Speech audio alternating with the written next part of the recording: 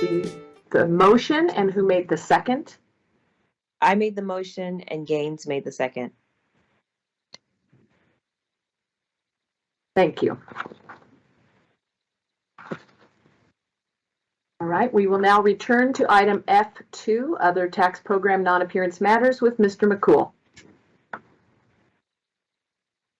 Okay, thank you, Mr. McCool. You ready? Yes. Should I restate? No, Everything? that's Okay. right. You don't need to restate. Perfect. We were going to Okay. public Thank comment. you. That's right. Okay.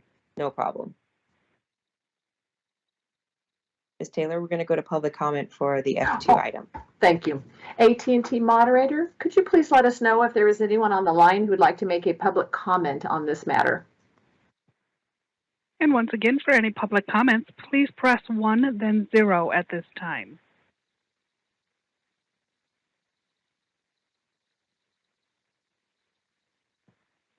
We have no public comments from the phone lines. Please continue. Thank you. We appreciate that. So what I'd like to do is I'd like to entertain a motion to accept the staff recommendations on item F2, the lands escaped assessments. Is there a second? Second. Oops, go ahead. Second by Mr. Vasquez. Please call the roll. All right, and Chair Cohen, you were the maker of the motion. Correct. Thank you. Chair Cohen. Aye. Vice Chair Schaefer. Aye. Member Gaines. Aye. Member Vasquez. Aye. Deputy Controller Stowers not participating. The motion passes. Thank you very much. All right, let's continue. Please call the next item. Our next item is G1, Rulemaking, Regulation 6001, General Provisions. Proposed adoption of amendments to Appendices A and B to Regulation 6001, containing the Board's Conflict of Interest Code. This item will be proposed by Ms. Himovitz.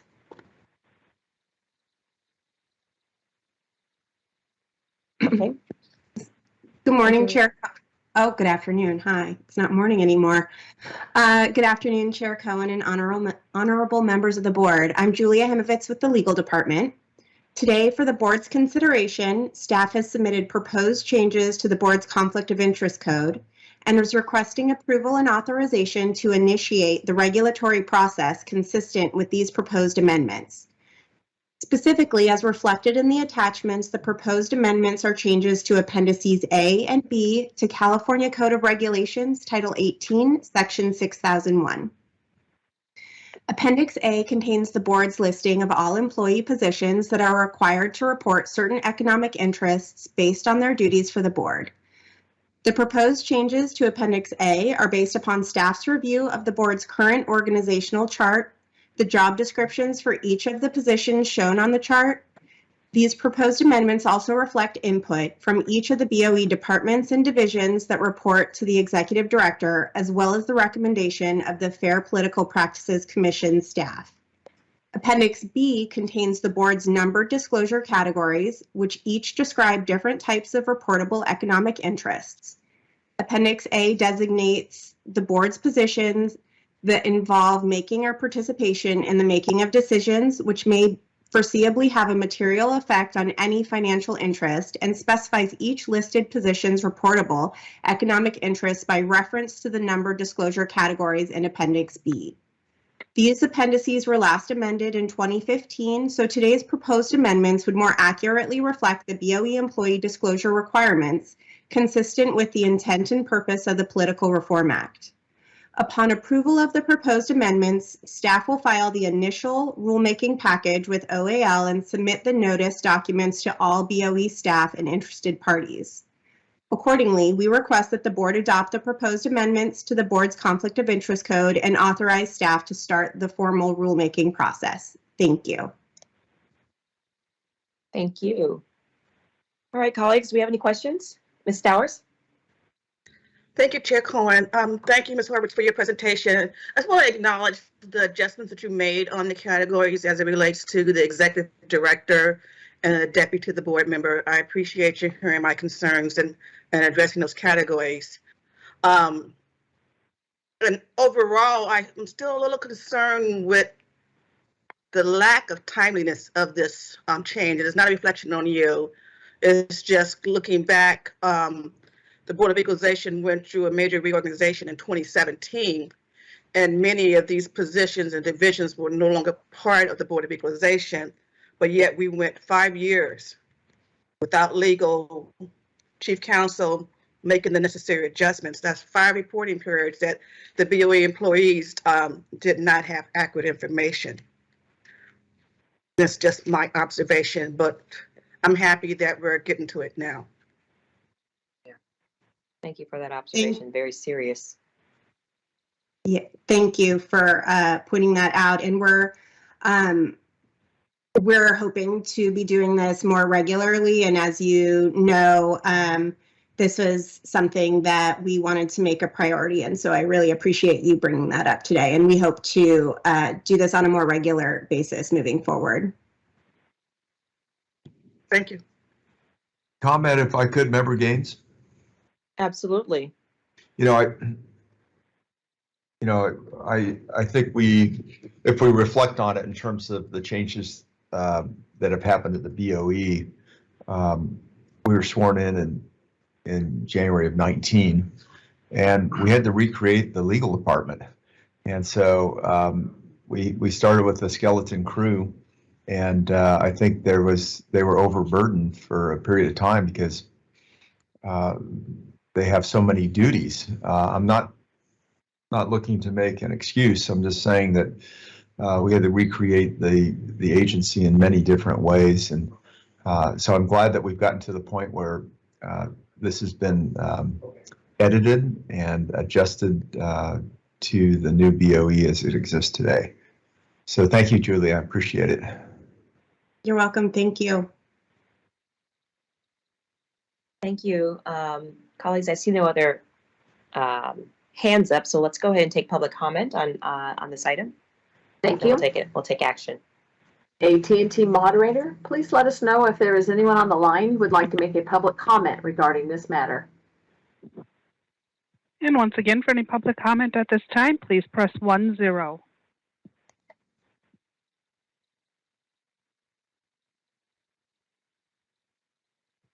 We have no public comments from the phone lines. Please continue. Great, thank you very much.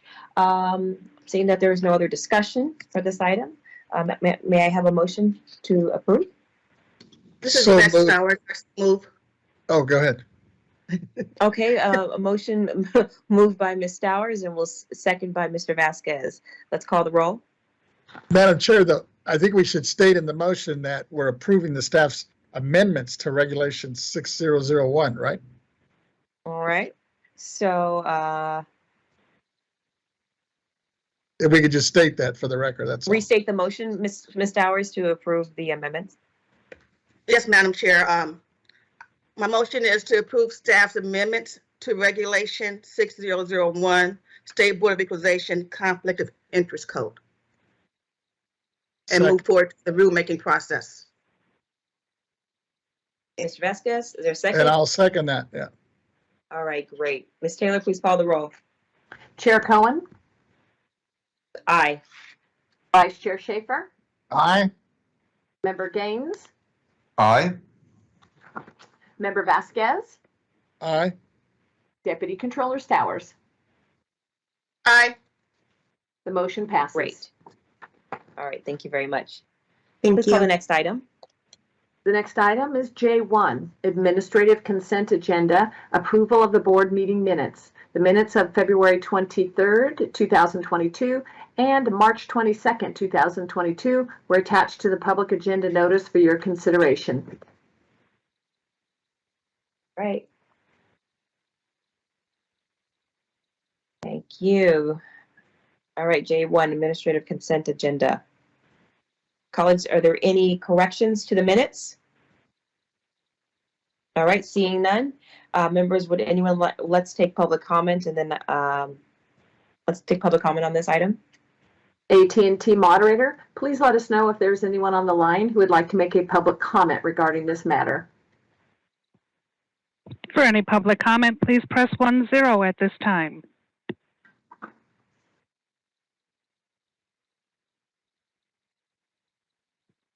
We have no public comments from the phone lines. Please continue. Great, thank you. Members, anyone like to make a motion on this item? Sure. I'll move to adopt the February 23rd, 2022 and March 22nd, 2022 minutes as distributed. All right, is there a second? I'll second second. that motion. Cohen will second that motion. Ms. Taylor, could you please call the roll? Certainly. Chair Cohen, Thank you. Aye. Vice Chair Schaefer, Aye. Member Gaines, Aye. Member Vasquez, Aye. Deputy Controller Stowers. Aye. The motion passes. Great, thank you. Please call the next item. The next item is K1A, Executive Director's Report, Organizational Update, Report on the status of pending and upcoming organizational priorities. This matter will be presented by Ms. Fleming. Thank you, Madam Chair and honorable members. I'm Brenda Fleming for the record, the Executive Director. Members, this month's report has 4 items that I'll highlight today. The first is an update on returning to in-person meetings beginning April 1st. An update on the restored delegation authority for appointments, exams, and hires. The third item is an update on the recent advisory council meeting. And finally, members, just an update to cover some of the upcoming meetings, notes on meetings and important events. Members, the governor's executive order, as we've described before, that extended Assembly Bill 361 ends March 31st. Therefore, members, we will be resuming our in-person meetings held at 450 N Street in Sacramento beginning April 1st, as I mentioned.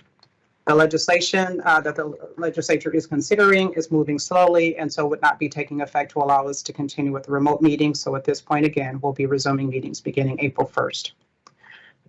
Next, members, I'm pleased to report that the State Personnel Board has approved our request, which granted delegated authority to BoE for appointments, exams, and hires. In essence, members, what this means is without this delegation before, the process involved review and approval by both CDTFA's HR and CalHR. So we went through 3 agencies to handle personnel matters. The result, members, of the restored delegation and that given that authority back is that the process now involves working only with CDTFA, which makes the hiring process more efficient and obviously more expedient. This is a testament to the management team's good work and to your leadership members, and so we're very pleased to announce this. And so at this point, effective as of March 10th, that delegation has been restored and we're working with CDTFA only, so kudos to all. Next, members, the Advisory Council met on February 28th. I was delighted with the level of robust discussion and engagement by Advisory Council members and staff. We discussed just in general affordable housing, Proposition 19, and education and outreach methods to have the Advisory Council members partner with us to ensure that the citizens of California and range of taxpayers and stakeholders are kept informed about these important matters. I greatly appreciate the collaboration and commitment from the Advisory Council as they commit to help us, again, get these messages out. I again want to thank them and thank the staff for their participation and just raising this as a priority and importance to make sure, again, everyone is informed. Finally, members, as we look at the year ahead, I'd like to highlight a few of the important dates on the horizon. In April of 2022, the 2022 Central Southern California Assessors Association Annual Conference will be held in Pismo Beach, California. On June 2nd, 2022, the California Taxpayer Association is hosting their 96th annual meeting in Sacramento. Tentatively, in October of 2022, members, we will hold our annual meeting with the assessors. And then finally, in November of 2022, the 120th annual CAA conference will be held. And of course, members, my staff and I will continue to keep you posted on some of the significant issues coming up. Members, if there are no questions, that concludes this portion of my report. You're muted, ma'am. You're muted, Ms. Cohen. If you could hear me, you're muted. You're muted, Ms. Cohen. Mr. Vasquez, or any colleagues, any questions or comments? Okay, Mr. Vasquez, I see your hand. Mr. Gaines, I see yours, and then Mr. Schaefer. Take it away. Just real quick, thank you. Thank you, Ms. Fleming. And I just wanted to congratulate your staff, especially on bringing back the BoE HR delegation to the BoE. And could you, I guess, kind of briefly summarize what that all means? You know, we hear about it. I know before you were having a real tough time just in terms of just hiring folks. So I'm assuming that's going to really streamline things for you. In a nutshell, yes, it streamlines. That's the most significant piece of it. So the delegation was removed from the State Board of Equalization in the 2017 timeframe. At the time, members, as we've shared before, the delegation we were told was going to be permanent, a revocation. The delegation is issued to us primarily by the State Personnel Board.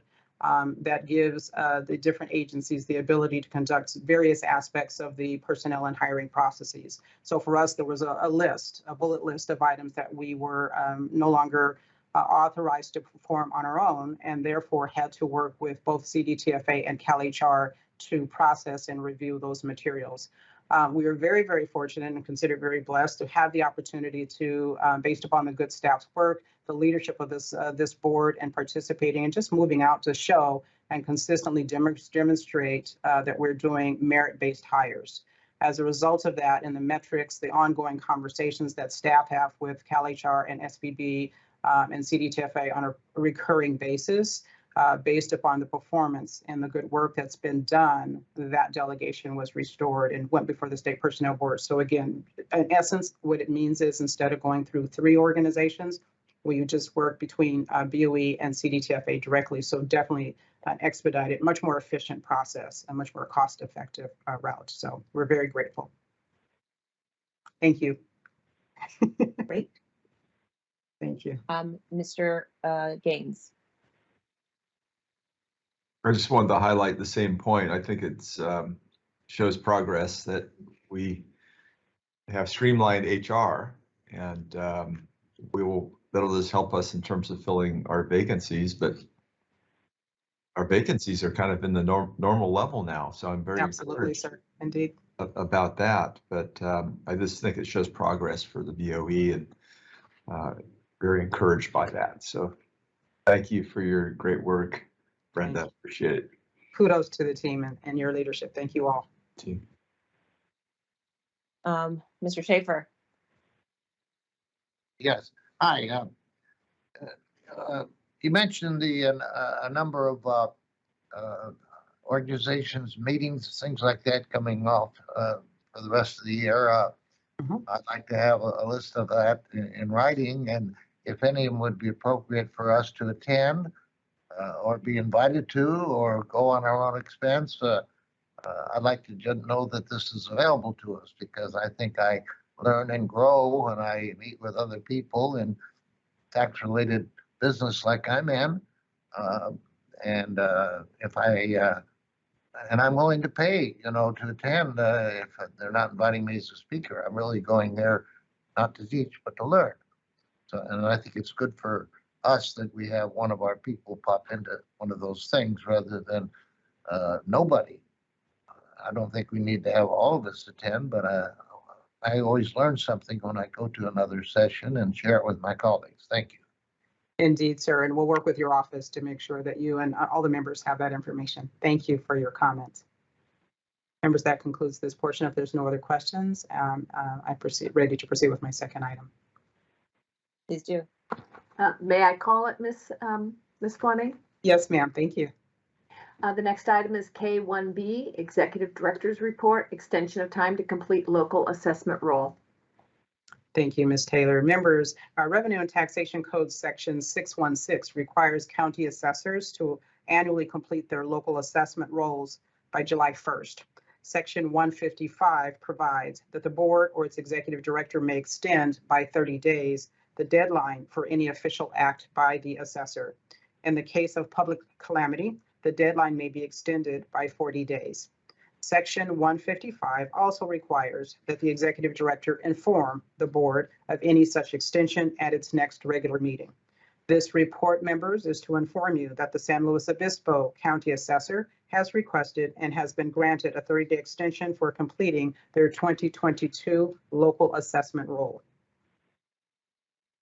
Members, if there are no questions, that completes that portion of my update. See if there's any comments. Any comments or questions, colleagues? Pretty straightforward, Ms. Fleming, thank you. Thank you. And members, if I All may, right, Chair seeing Cohen, if I may just offer a happy belated birthday to Vice Chair Schaefer and to Deputy Controller Stowers. Thank you. Perfect. Thank you. Madam Chair, that concludes my All right. report. All right. Seeing that there are no other questions or comments, let's go to public comment. Thank you. AT&T moderator, please let us know if there is anyone on the line who would like to make a public comment regarding Ms. Fleming's report. For public comments, please press 10 at this time. All right, let's keep proceeding then. All right, the next item is K1C, Executive Director's Report, Special Taxes Quarterly Report. General discussion on the special taxes workload over the last 3 months. This matter will be presented by Ms. Renati and Ms. Williams. Good afternoon, Chair Cohen and honorable members. I am Lisa Renati, Chief Deputy Director. With me today is Technical Advisor for Special Taxes, Ms. Laurel Williams, who will provide information regarding BoE's alcoholic beverage tax and tax on insurance programs. Ms. Williams, please proceed. Good afternoon, Chair and honorable members of the board. I am Laurel Williams, the BoE's Technical Advisor for Special Taxes. I will be providing you recurring reports and updates throughout the year regarding the BoE's special tax programs. Attached to today's agenda is a high-level diagram, which I encourage you to review while I provide an overview of the programs. I'm going to start with the alcoholic beverage tax. The alcoholic beverage tax is a per gallon excise tax collected on alcoholic beverages in California. Revenues from this tax are used by the state's general fund or used to pay refunds under this program.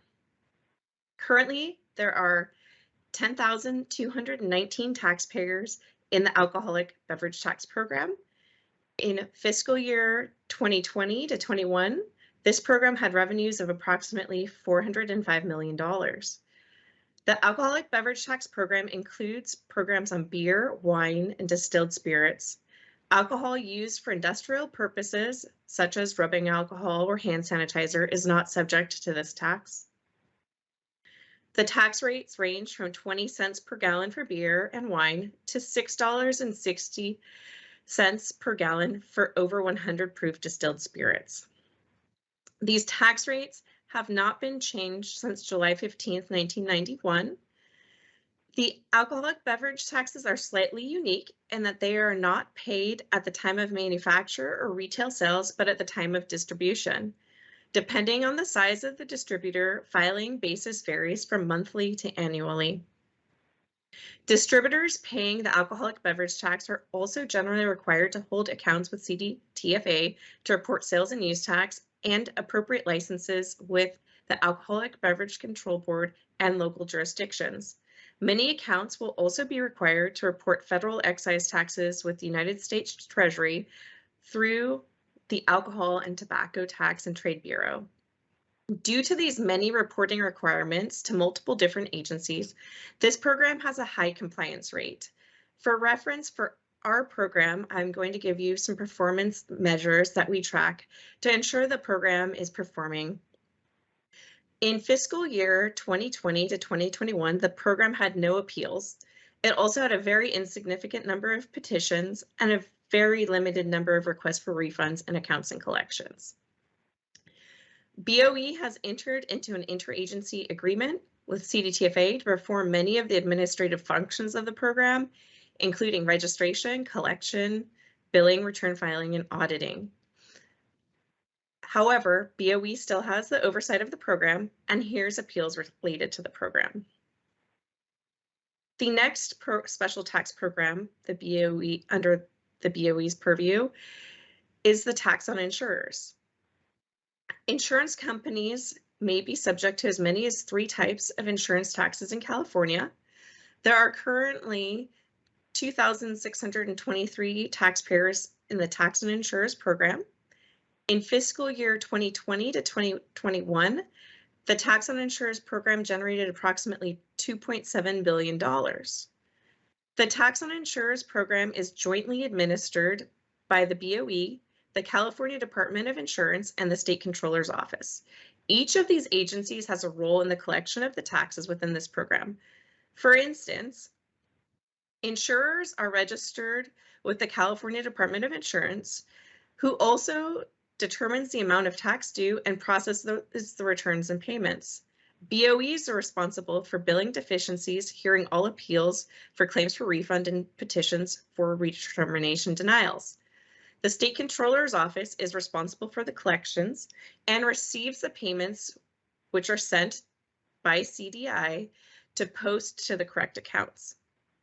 And I said CDIA, which is the California Department of Insurance. BOE has entered into an interagency agreement with CDTFA to perform the billing functions. This program also has a very high compliance rate, as indicated by the following performance measures. In fiscal 2020 to 2021, there was one appeal which was resolved administratively. There's also been very low number of requests for refund and petitions. By having an interagency agreement with CDTFA for both of these special tax programs, we are able to provide staffing efficiencies by leveraging their technology and staffing. For instance, their cross system is a system that is utilized for both programs and would be cost prohibitive to duplicate for use only on our programs.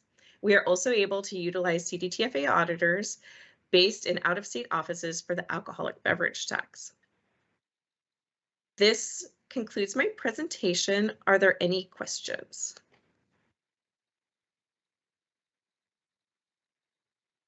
If there are no questions, I'm sorry, I see Mr. Schaefer's hand. Hi, thank you. You said there were 2,600 and some insurers. Those are not just California-based insurers. Those are insurers that are doing business in California that may be based in Connecticut or wherever? that is correct. The 2,623 accounts is the total sum of all programs. So some of those are based out of state. I'm concerned that the alcoholic beverage tax has not been modified in 30 some odd years. Is it customary that we review these every 10 years or every 50 years? Isn't it about time? I mean, we've been living through the biggest inflationary area in my life, and you know, we don't need to look at gasoline to see what's going up. Everything is, and even that, you know, we should be supporting for lower taxes. That's our game, but we also want to be consistent with reality. Yes, I understand your question. Unfortunately, the tax rate is not for the alcoholic beverage tax is not something that we can set as an agency. Right, and so we don't have anything to say about it. It's strictly a legislative issue. Correct. Do you have any idea how other states treat this? I would expect that Nevada might encourage drinking by having lower taxes, and Utah might discourage drinking by having much higher taxes. Do we have any awareness of what our fellow states are doing on the alcoholic beverage tax? I would say that every state treats their excise tax in a very unique manner for the states. We are part of working groups that include other states. So do you know if Utah has higher taxes and Nevada has lower taxes, or I'm just guessing, really? Yeah, I would have to go and check to verify their tax rates for each area because, as I mentioned, we have a specific rate for beer and wine and one for each for distilled and actually There's a higher rate for distilled based on the higher proof and a lower rate for lower proof. So I am more than happy to go and research the other states and see if I can find some apples to apples comparisons and report back at next time I give my report for you. I'd appreciate that. Thank you very much. A very good presentation. Very interesting. Thank you, Ms. Williams. Mr. Gaines? Yeah, I just wanted to thank Ms. Williams for the presentation. It was very clear and helpful. So thank you. Thank you. Was very concise, Mr. Gaines. All right, colleagues, anyone else have any other questions or comments for the presenter or for Ms. Fleming? All right, seeing none, let's keep moving forward. Ms. Taylor? All right, let's go out to the AT&T moderator. AT&T moderator, please let us know if there's anyone on the line who would like to make a public comment regarding this matter. For any public comments, please press 10 at this time.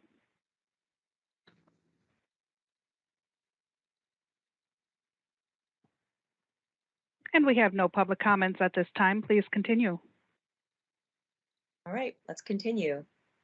Chair Cohn, we have a hand up from Member Vasquez. Oh, yes, Mr. Vasquez. Real quick, I thought Ms. Renati was going to be part of this presentation. Are you also going to be making a pitch before I ask the question, or is that another item? The presentation was done by Ms. Williams to give the overview, but Ms. Williams and I are both available to answer any questions you have. Let me ask. I have just a quick question. That's why I was waiting, because I wasn't sure if you were going to cover it, and it's really more of a question on projection and with what is the change? I guess in this period that we're talking about, have we seen much of an increase or a decrease Of revenues? Yes, when you were spelling out, especially on the tax piece, when you were talking about the beverage and alcohol tax. Yes, so actually we have had an increase of approximately, I believe, $40 million from last fiscal year. And also, as I pulled the stats this morning for the number of taxpayers that we have in the alcoholic beverage tax, from the end of last fiscal year to today, there's an increase of approximately 500 accounts. Wow. When you say 40 million, percentage-wise, is that greater than 20%? No, it's approximately 10%. Oh, okay. And then my second question was more of out of curiosity of the revenue brought in by these two programs. How much of it is expensed for administering them, and on the appeals end of it, are we seeing more or less taxpayers appealing these cases? For the appeals end, I'm going to start with the last half of your question first. We have not seen an appeal for alcohol tax in at least the last 5 years. And then with the insurance tax, there was the one that was settled administratively. However, I can speak for at least the last 4 years to that program, as I've been with BoE 2.0 since 2018, and there has just been that one in the 4 years that I've been here that has been handled, settled administratively. Regarding the actual administrative costs, I do have a question out to CDTFA to get updated costs. However, they're both very efficient. The last report that I had, I believe insurance tax has one person, one PY assigned to the program, and that alcohol, I believe, is less than 15. So considering the rate of return on the one PY for just insurance, it's a pretty good rate of return. And also through the interagency agreement is a no cost interagency agreement for the use of the technology and such. That's what I had heard, and I just wanted to get it out to the public that it's very efficient. It looks like it moving forward. Thank you for those responses, and that's it, Madam Chair. All right, thank you very much. Colleagues, any other questions? All right, seeing none, let's keep moving. The next item is K1D, Executive Director's Report, Operational Priorities and Projects, Operational Priorities. Report on the status of operational priorities. This matter will be presented by Ms. Renati. For the record, I am Lisa Renati, Chief Deputy Director. Today, I'll report on some of the agency's operational priorities and projects. As you're aware, the agency's strategic plan for 2020 through 2025 is to rebuild, revitalize, and modernize the BoE, to enrich its employees and strengthen its organizational capabilities and deliver gold standard services. For the last 2 years, the management team has made great strides in rebuilding our workforce capacity. As a result, we have greatly reduced our overall vacancy rate from a high of 32% in 2019-20 to a current rate of 17%. Additionally, as a result of our continued commitment to merit hiring principles, this month the State Personnel Board restored BoE's delegated hiring authority. While our current activities include multiple positions and active recruitment, we are shifting our efforts to ensure we provide training, guidance, and mentoring for our workforce development, professional growth, and succession planning for our staff. Members, another operational priority I would like to report to you is BoE's updated telework policy. This month marks 2 years since the state has been operating under the governor's emergency orders. Throughout this time, the BoE has continued to deliver its essential services for the benefit of the state and local governments without any interruptions or delays. This is a testament to the hard work of each and every BoE employee. Following guidance from the governor, the Department of General Services and Department of Human Resources, CalHR, starting April 1st, the BoE will begin to implement a hybrid work from home and in-office work model. The BoE's plan allows all employees increased flexibility and leverages on the lessons learned during the last 2 years. And members, the last item I would like to present is an update on our process improvement project. As I have mentioned in past reports, process improvement is our proactive and continuous practice involving the examination of procedures of each unit, determining how to best improve workflow, relevance, and user experience. I am happy to report that while this work is being performed in addition to our regular duties, the process improvement continues to progress successfully. Members, this concludes my report on some of the agency's operational priorities. I am available to answer any questions you may have. Mr. Gaines? Yes, thank you for that presentation. And I just want to highlight this hybrid work model because coming out of the pandemic, I think everybody's learned that a lot of us don't have to come to the office to do our jobs. So can you give me an indication of what that looks like for the BoE in the future? Do you see us having this hybrid model for a long period of time? And do we know how that's going to break up between how many people are going to be in the office in a given day or week versus working out of the house? Thank you for your question. Our policy is being implemented starting April 1st with full implementation on May 1st. Our plan right now is to allow every BoE employee to work up to 3 days at home per week. That would allow them to work in the office the other 2 days, depending on their schedule. We anticipate staggering our schedules a little bit. So for office coverage, we need to make sure that we are available to meet state services between our working hours. So I would think once the beginning, I'm just going to say be very busy, and then eventually we'll get into a routine where everyone's in the office on their scheduled days. It's going to be a bit of a change for us. We've been on skeleton crews here, but we're looking forward to it because we found that our employees are happier, we're getting the work done, and we can now move into bringing people back to work and working on that succession planning and the important information that we can give one-on-one and mentoring and all of the training, all of those things. So I hope I've answered your question, Senator Gaines. Yeah, that's great. So yeah, for a new hire, that person might be coming in more often to get the training that they would need.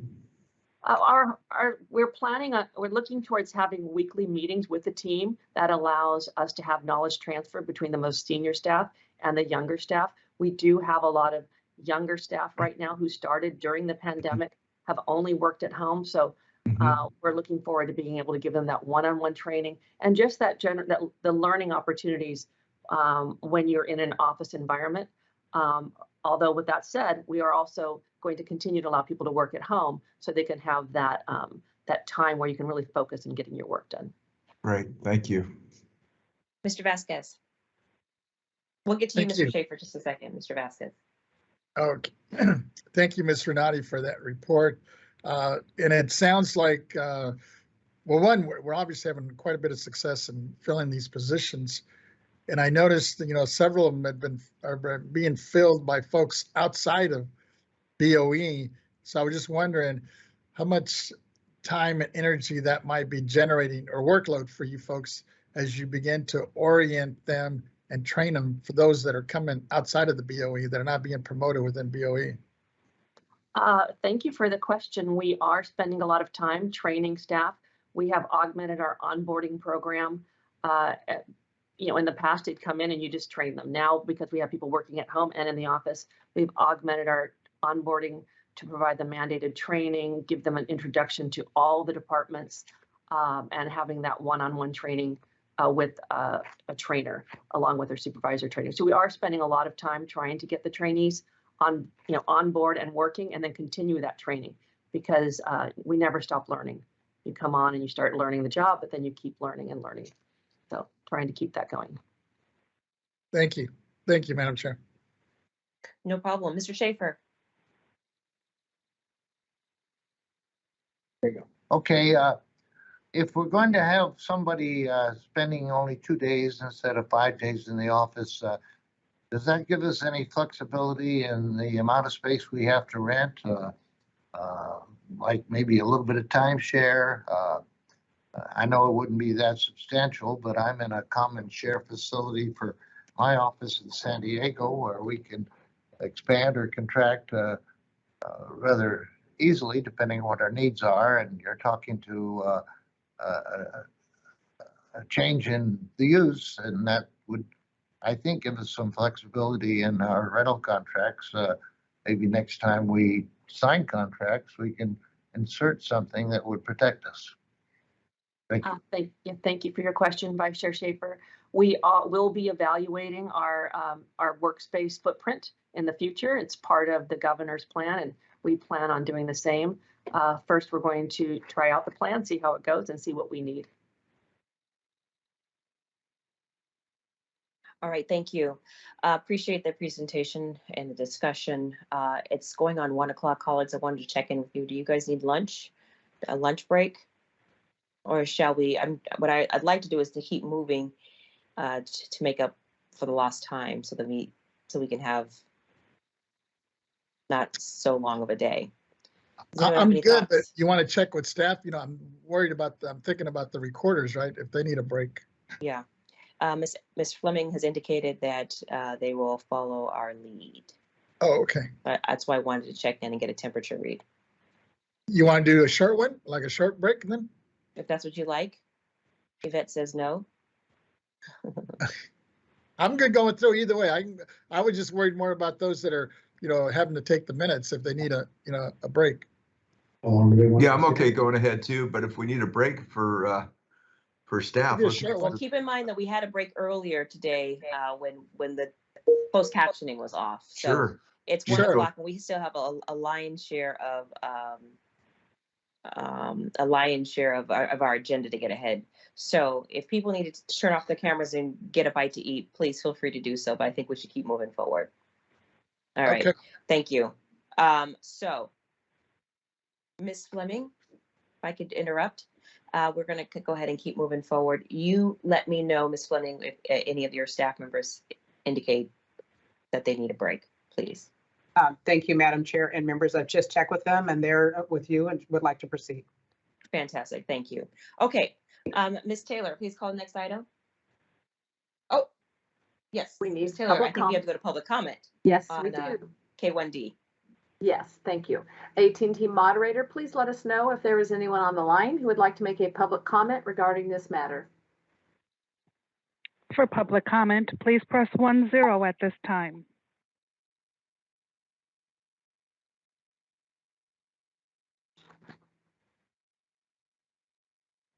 We have no public comment from the phone lines. Please continue. Thank you. Please call the next item, Ms. Taylor. The next item is K1E, Executive Director's Report, Budget Quarterly Report, Report on the Status of the BoE Budget. This matter will be presented by Ms. Renati.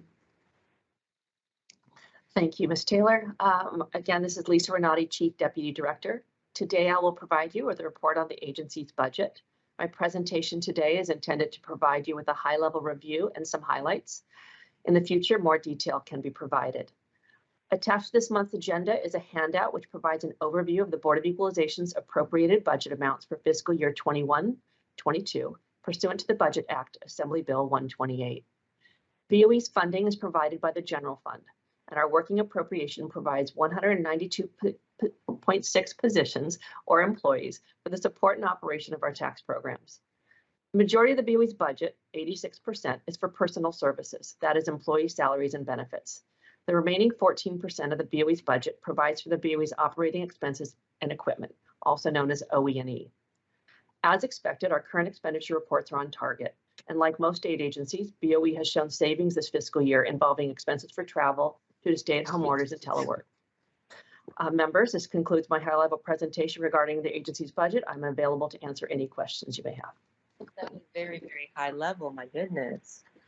Is there any other, maybe a level lower, some details? Well, I can tell you that for the period of July 1st, 2021 through the end of February 2022, we show that BoE, as I said, our expenditures are on target. Based on current amounts, our fiscal year projections indicate that we'll spend about 81% of our total budget. However, it should be noted that the projections will likely move closer to 90% in the final months due to our continued focus on filling our vacancies. The majority of our budget is our personal services and travel expenses as we return to travel to perform surveys, attend training, classes, in-person meetings, and the like. So we're right on target. I'm very much available to answer any questions you may have. All right, let's see. Mr. Gaines, I see your hand up. Well, I think this is encouraging news, the fact that we are below budget. But I think you also have to plan, like you're indicating, that those expenses are going to increase before the end of the budget year. So I'm just encouraged that we're not over budget and that we're coming in underneath that. And if it's at 90%, fantastic. Thank you. Great. Thank you for your comment. Mr. Vasquez. Thank you. Ms. Renati, on COVID, I was just wondering what kind of impact that has been for the BoE on the expenditure side. For our expenditures have mostly gone down. We call them savings because we haven't been able to travel. We've been working at home. We haven't been able to travel to go to conferences, travel for training classes, in-person board meetings. So that's been the majority of our savings due to COVID. COVID supplies that was provided for by CalHR, DGS. We didn't have to pay for those. And the other thing, and just listening to your report and in conversations I've had with you, this to me really kind of demonstrates how efficient we are with only 192 employees. The amount of work that's being generated and the significance in terms of the tax programs, in terms of producing a great deal for the state in terms of its revenue. The only thing I would ask is that, are we hearing much from our 58 different counties in terms of their load? Because at least we're hearing, or at least I'm hearing locally, that some of them seem to be a little bit overextended with COVID-19 issues that are now making it difficult, especially on the appeal process. And I'm wondering if we're hearing it or if there's anything we can do on our end to kind of provide maybe some assistance in that. I know that our Dave Young, our Deputy Director of Property Taxes, is in constant communication with the assessors. And we can, when he provides his report, I can ask him to provide an answer to your question. But I know we're in constant contact with them to provide any answers we can give them. Thank you. Thank you, Madam Chair. All right, no problem. All right, everyone. Let's call the next item, Ms. Taylor. Let's go to public comment first, if you don't Okay. mind. AT&T moderator, please let us know if there is anyone on the line who would like to make a public comment regarding this matter. And for public comment, please press 10 at this time.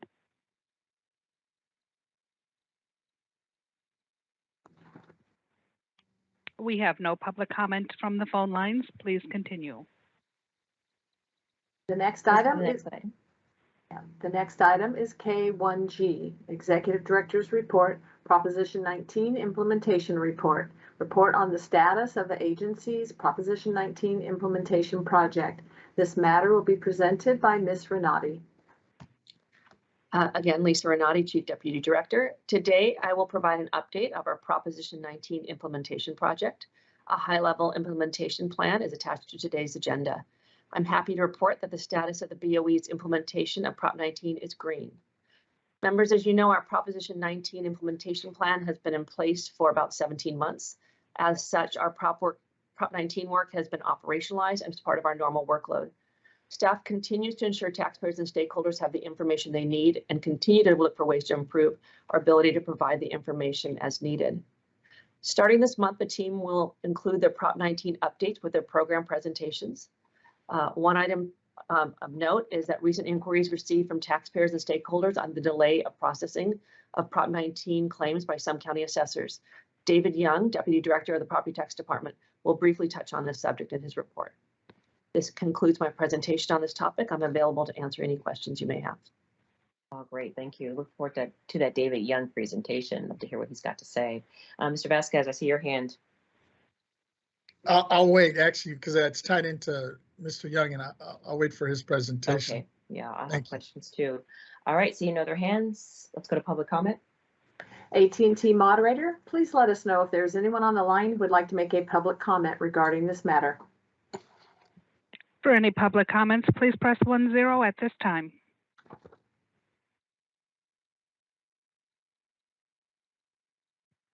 May I ask We a have no question? public comments. Please continue. Okay, Mr. Gaines. Yeah, sorry. I don't know. Are we going to hear from Peter Kim later today? Mm-hmm. No, he's not scheduled to speak today, but I can attempt to answer any question you have.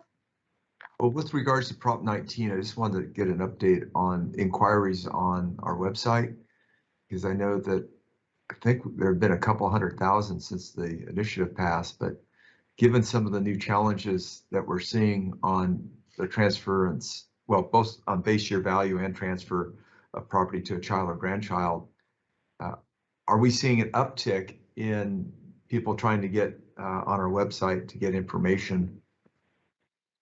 And then secondly, it's really piggybacking what Member Vasquez is saying. Are we doing what we should be doing as the BoE to make sure we're helping people through that process? Are we doing everything we can? Thank you for your question. I know that today's reports by our taxpayers' rights advocate, Lisa Thompson, and also by Patty Lumsden will speak to actual contacts they've received from taxpayers.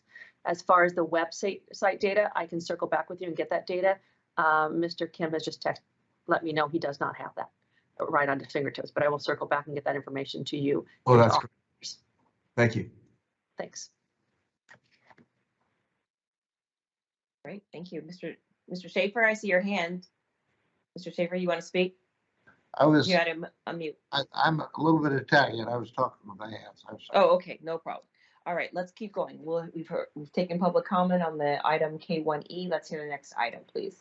Call K1F. The next item is K3A, Property Tax Deputy Director's Report, Operational Updates, Report on the Status of Pending and Upcoming Projects, Activities, and Departmental Issues. This item will be presented by Mr. Young. Thank you, Ms. Taylor. Good afternoon, Chair Cohen and honorable members of the board. David Young here, Deputy Director of the Property Tax Department. So today I have a series of reports for you. I will do the first two, and then I will turn it over to staff of the Property Tax Department, Ms. Lumsden, Mr. McCool, and Ms. Keach. So to begin, a brief update on what's going on with the Property Tax Department as a whole. So as a whole, we're doing really well. As Ms. Lenati already mentioned, we are in the midst of transitioning back to some in-office work. So it will be a hybrid model, and we're looking forward to having staff come back. Property taxes in specific, we have seen quite a large number of new hires in our office. So with them coming back to the office, it will facilitate some mentoring opportunities, some transfer of knowledge, and almost as important is the immersion and development of our agency and corporate culture. So a lot of what we do depends on, it is facilitated by some face-to-face interaction. So we will hopefully have the best of both worlds. We will incorporate the lessons learned and the synergies of working from home with some face-to-face interaction. So we're looking forward to that. The second thing, as a property tax department whole, what we're working on is the process improvement. As Ms. Renati mentioned, that is in the green. So we're doing really well. We are re-looking at our processes. We're documenting them as we go. And because of the last 2 years remote work, we've also had to basically invent a couple of new processes, just doing work from home. So we're looking forward to putting those down in writing and looking through them to make sure that they are optimizing our staff and our resources. So things are going well there. Ms. Keach will provide a little bit more detail on the SCC process that we've been looking at for the last couple of months, and that has to do with the welfare exemption and affordable housing, and as to how we basically approve their organization for that type of exemption. So moving on to, with your permission, I'll move on to our implementation of Prop 19, the next bullet point on the Deputy Director's report. So just a brief overview of what we've done so far. So far, the Property Tax Department has issued 15 LTAs, letters to assessors, in connection with Prop 19. The very first one was in November of 2020, and the last one was issued just last month in February 24th of 2022. So we have issued some really robust and fair amount of guidance out there for Proposition 19. The last two I want to highlight deals with guidance on the intergenerational transfer exclusion and the base year value transfer, as it is modified with the Senate Bill 539. So there were a couple of implementing legislation was passed, and we have now incorporated that into our guidance. The other issue that we are working on right now with Prop 19 is we're also involved in rulemaking. As you will well recall, we promulgated 2 rules for Prop 19, Property Tax Rule 462.520 for the intergenerational transfer, and 462.540 for the base year transfer. Both of those rules are now under, we are amending it under the emergency rule procedures and authority that was given to us in 539, and we will be comporting those rules to the new provisions implemented by SB 539. So we are working hand in hand with our legal department, and we are in consultation with the California Assessors Association on that too. Good. So that our goal is to bring that before the board for consideration and action. Awesome. And then the last thing I wanted to bring up on the implementation of Prop 19 is we are still responding to a fairly large volume of inquiries from taxpayers, assessors, and our stakeholders. They basically fall into 2 categories. The first one is basically technical. questions regarding who is eligible, how do you do the calculations, more of that nature. So that continues to flow in. Staff is handling them on a daily basis, and our turnaround time is actually very good on that. So we're able to hopefully answer and provide some guidance and service to our stakeholders. The other category that we've seen a little bit of an uptake on is increase on the actual application and timing of these benefits. So we've particularly noted an increase in inquiries as to base year transfers. We've now that Prop 19, the base year transfer was effective as of April of 2021.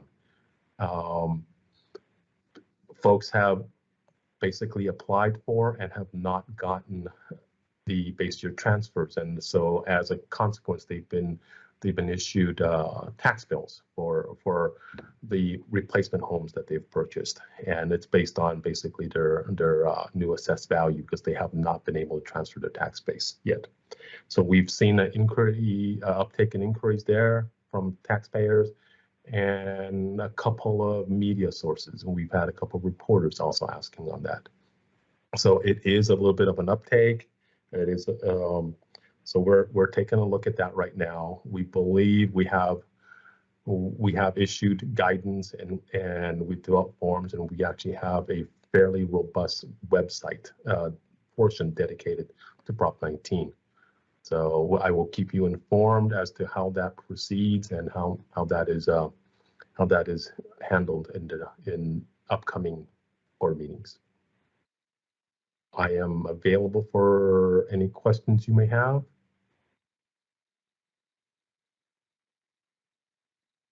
Thank you, Mr. Young. Colleagues, Mr. Vasquez, I see your hand up first. Yes. Thank you. And it was kind of a question I brought up earlier with Ms. Renati, but I think you're probably the best to handle this. And you kind of touched on it a little bit. Yes.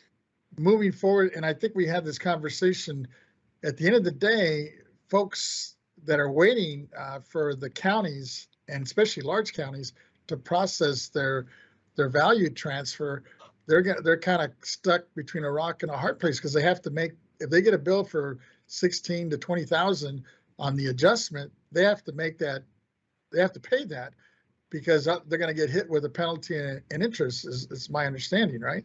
Even though it may get reversed, 6 months down the road.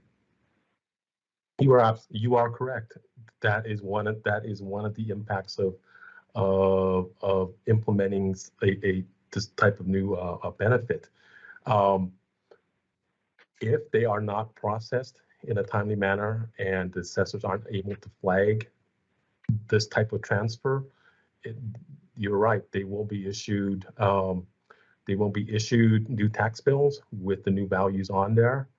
And there are a couple of things that kind of play into this right now that magnifies the situation.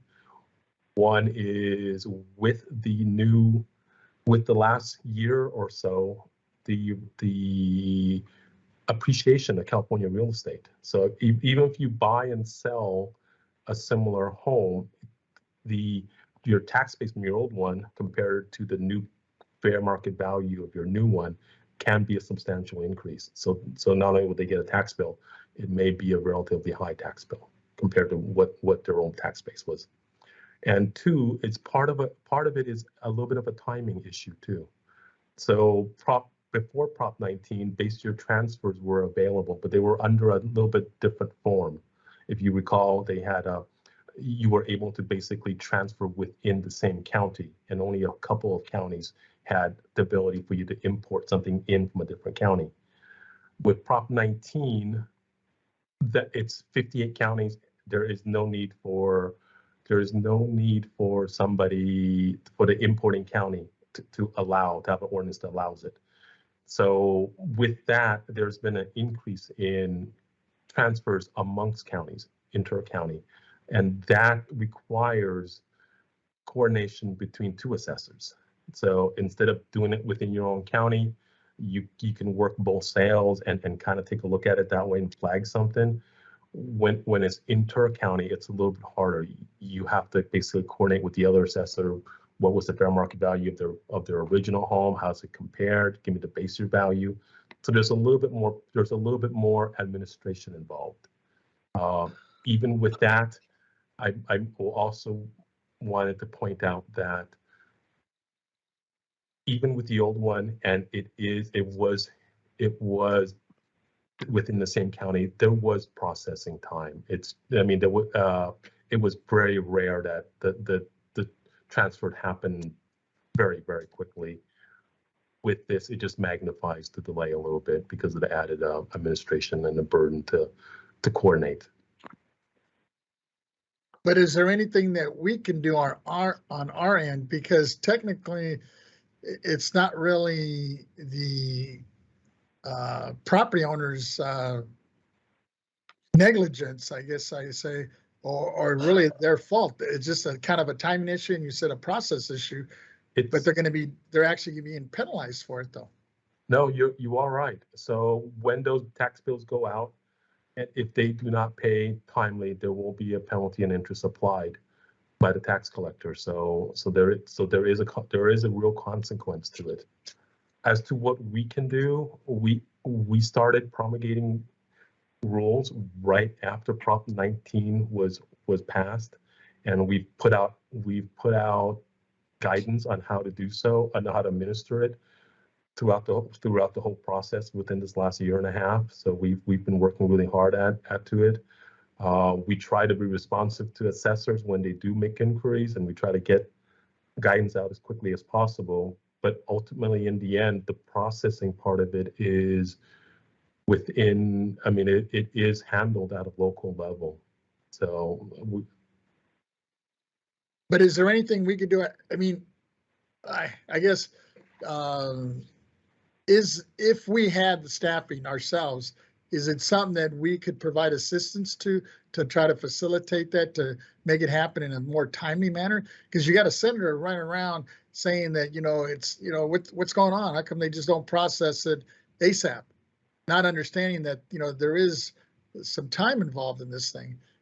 But at the end of the day, on the flip side, I could see where, a senator or even the taxpayer that's going through this is frustrated because he or she may be taking all the necessary actions on their part to make it happen, but to no fault of theirs, they're going to get nailed with the tax bill.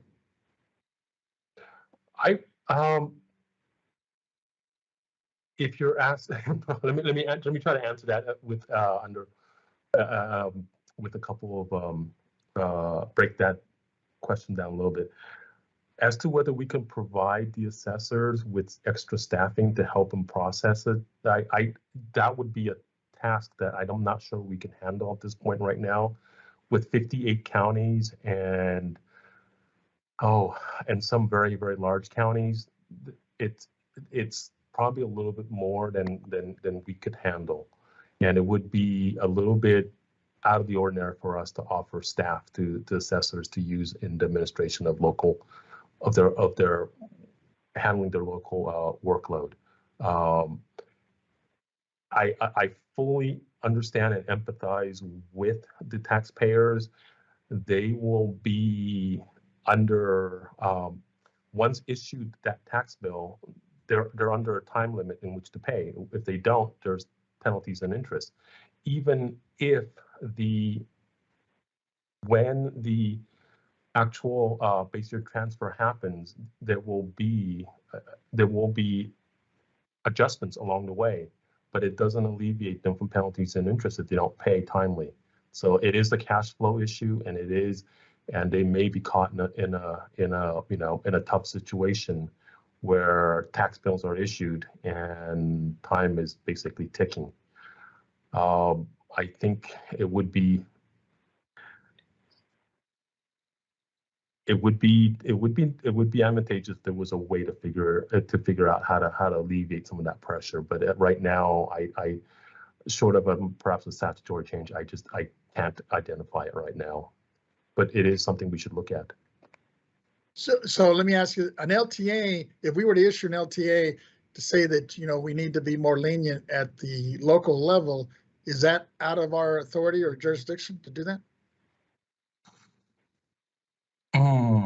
Let me explore that with our legal department and with our counsel. It's going to be. I'm just thinking of giving them a little bigger window, right, to work with, so they don't Well, get nailed. Yeah, the issue is the penalty and interest, and the penalty and interest, the assessors actually do not play a role in. The penalty and interest for not paying on a timely basis is a function of tax collector. So it's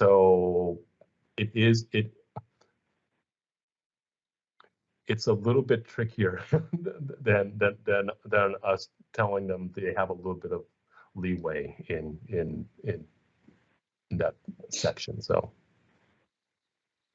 If we could look into that, I think that would be a huge, plus for the taxpayer. right, yeah, I apologize. I mean, I understand the issue and I empathize with them, but right now, some of the options are just, there aren't that many right now, but we will take a look at and explore. I appreciate it. Thanks. Mr. Thank you, Gaines, I Madam see Chair. your hand. You're up. Okay. Yeah, thank you, David Young. I appreciate it. And I'm just wondering, in reference to these Prop 19 issues when it comes to the base year value, I think we are limited. We appear to be limited in terms of what we can do as the BoE. But it seems to me that I'd be working with my county board of supervisors and seeing if resources could be reallocated within the agencies, even within each of the assessor's office, and make it a top priority to make sure these are being addressed. Because I don't know if is this just the beginning of what we're going to see with folks that are going through moving from one area to another and having overpaid their taxes in a sense, right? They need that cash and they're getting crimped. I'd love to see if there's anything we could do at this level, but I'm just not clear as to what that would be. I mean, it's not like we have extra staff. So it is a dilemma. And I think, Mr. Gaines, what do you have in mind? well, I What think exactly do you have in mind? my only thought, and it's just, it wouldn't be a BoE issue, but I think the counties have to figure this out, right? Your county assessor is going to have to work with the board of supervisors and head off that crisis. Because if I was on the board of supervisors, I'd be hearing from my constituents about this issue also, and of course the assessor is. But I would reallocate resources within a county, within a department. The assessor separately elected, so I'd be looking at, how do I get these taken care of and prioritize it, just as if we would when we were taking a look. Remember all the resources that we spent on Prop 15, and how would that impact our agency if that initiative had passed? Because I'm just not, I can't find where it is that we can help these folks out. It's a dilemma. So, thank you. All right. Very well. No problem. Legitimate questions and concerns. So, Ms. Stowers, I see your hand. Go ahead. Thank you. Yes, some major concerns here, and just piggybacking on what Mr. Young was saying, that's not really the assessors, it's more the tax collector treasurer. So I was just doing a quick little research, and I think the best one course of action would be is for Dave to do what he said, reach out to them, or maybe maybe the controller could, because under Revenue and Taxation Code 4985.2, the treasurer tax collector does have the authority to waive interest and penalties for whatever reason. So I think maybe we need to alert them on the issue that we can't get the applications processed fast enough before the supplemental roles come out, and see what how they can exercise their authority.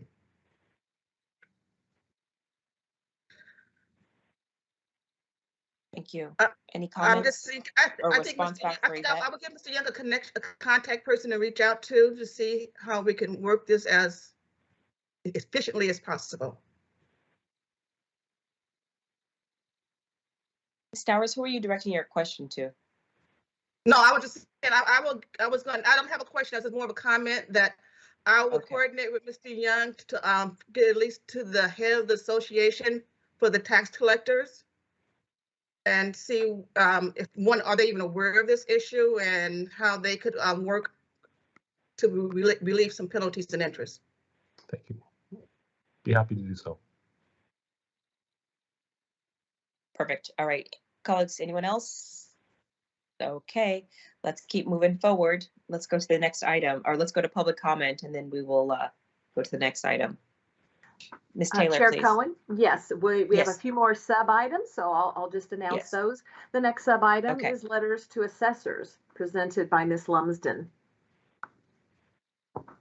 Good afternoon, Chair Cohen and honorable board members. This is Patty Lumsden. I'm Chief of the County Assessed Properties Division, and today I will provide you with a brief report on letters to assessors. Attached to the agenda this month is a memo on letters to assessors, which provides a list of the LTAs that have been issued since our last board meeting. And in addition, it provides a link to the BOE's website where a list of all LTAs can be found that have been issued to date. As of the date of the attached memo, BOE staff have issued a total of 13 LTAs for calendar year 2022, and 4 of those LTAs have been issued since our last board meeting, and those are summarized as follows.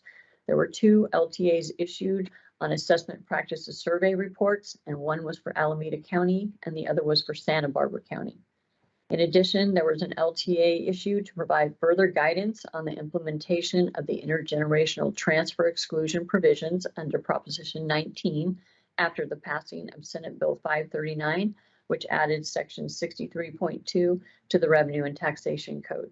This is in addition to the prior LTA we issued last month, which had to do with base year value transfers, under the provisions of Prop 19 and the passing of Senate Bill 539 for added Section 69.6 Revenue and Taxation Code. Finally, the 4th LTA requests county clerks of the board to report the dates for the filing period for accepting applications for assessment appeals.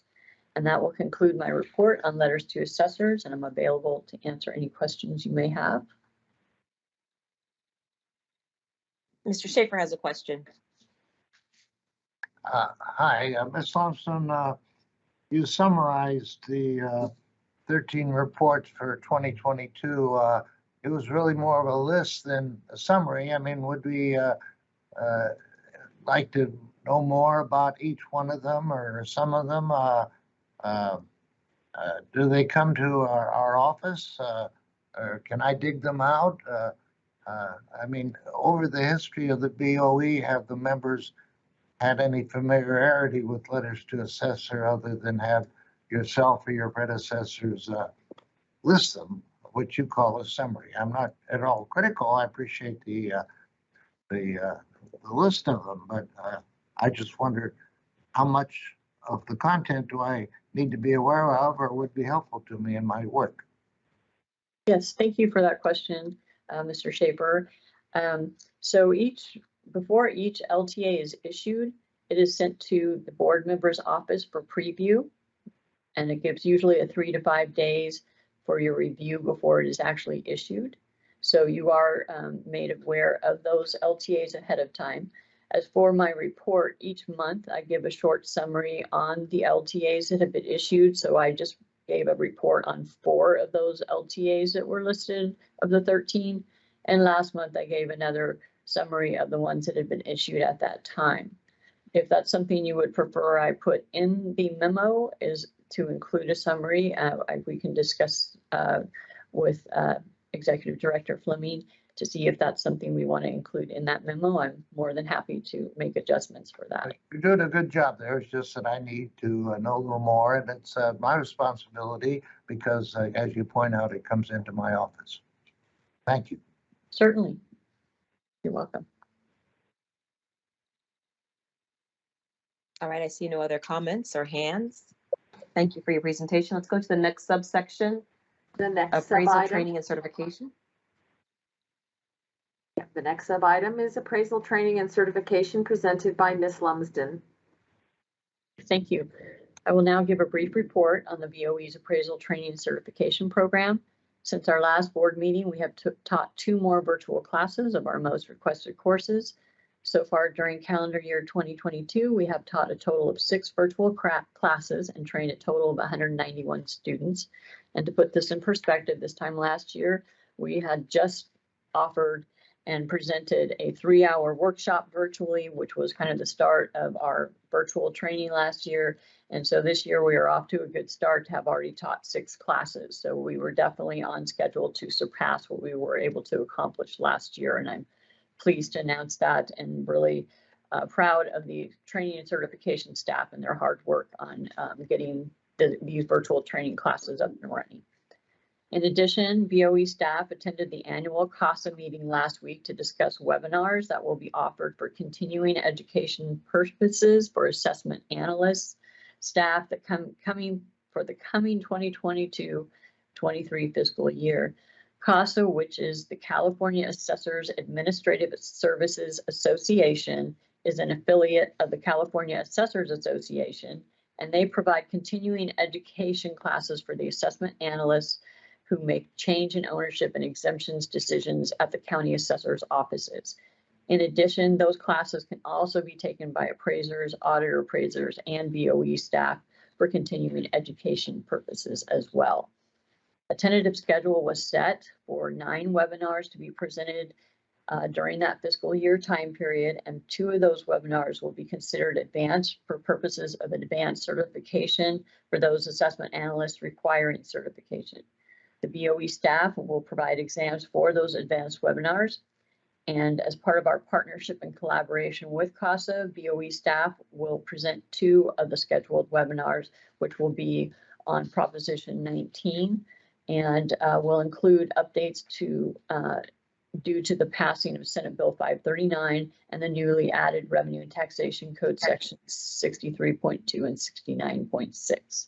And that will conclude my report on training and certification, and I'm available to answer questions you may have.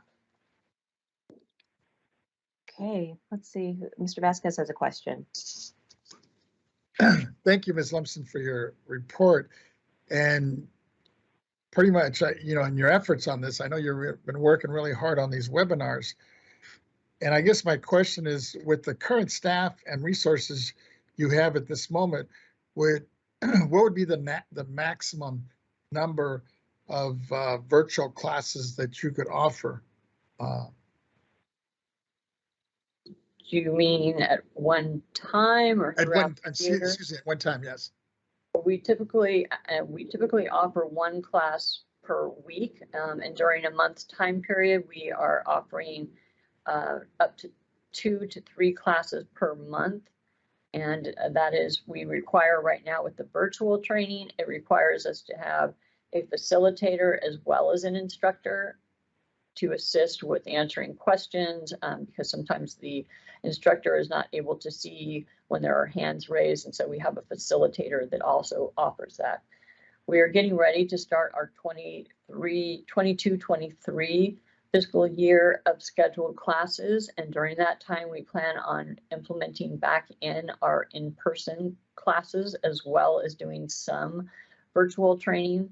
And we're hoping that combination will allow us to expand the number of classes that we are offering.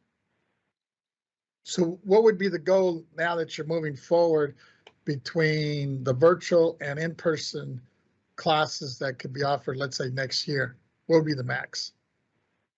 Well, I don't know at this time what the maximum would be off the top of my head. It's not, I'd have to come back and report on that. I know that last year, I believe we offered, the information. Last year, we were able to give 18 virtual classes, and we're hoping to exceed that number. So that's our goal, is to offer more than that. When we were in the process of ramping up our program back in 2019, we had 22 classes. That was in collaboration with some of the assessor staff, but that is our goal. Our goal is to surpass that number. And so if you surpass the 22 mark in terms of classes, what does that number look like in terms of actual students? So in 2019, that equated to 636 students.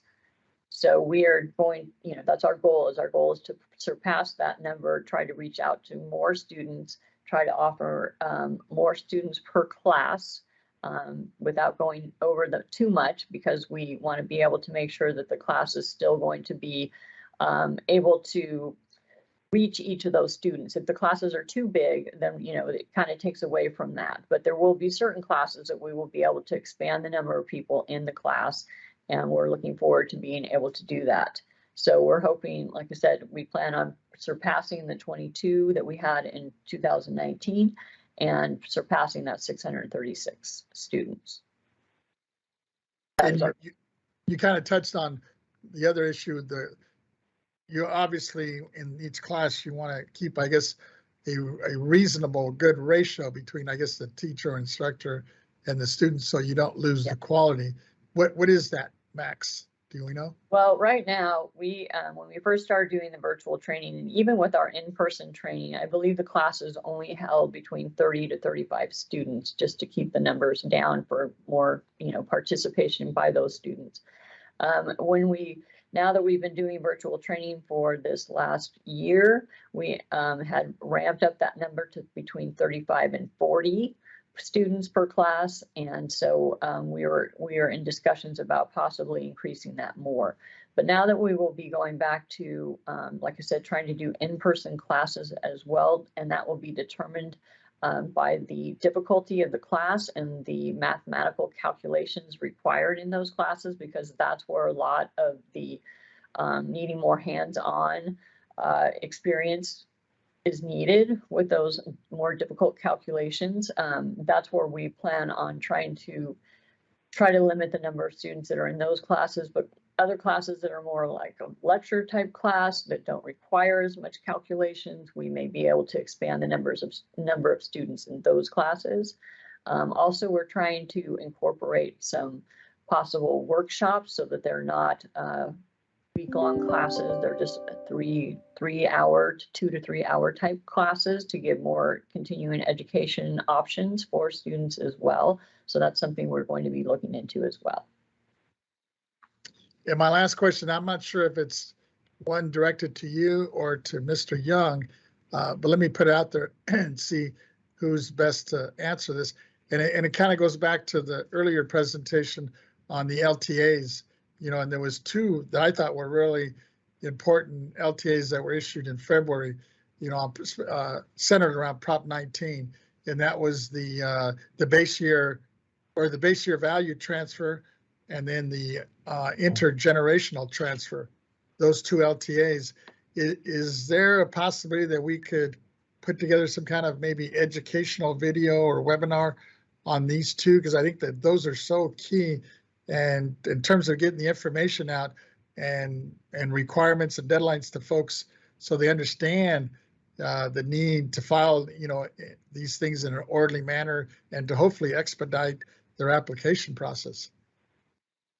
I will be more than happy to answer Board Member Vasquez. We will explore the option we'll explore the opportunity to do so with our communications officer, Mr. Kim, and perhaps even in coordination with our TRA, our Taxpayers' Right Advocate, on to see what we can do in that front.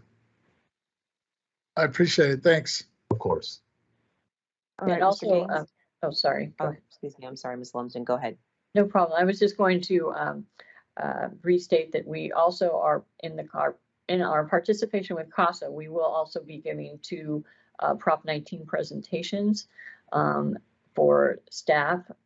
And also, we are planning on giving a presentation at the Northern California Assessors Association on Prop 19 as well. So just as an FYI. Okay, Mr. Gaines. Yes, just a question of Ms. Lumsden in terms of coordination of classes.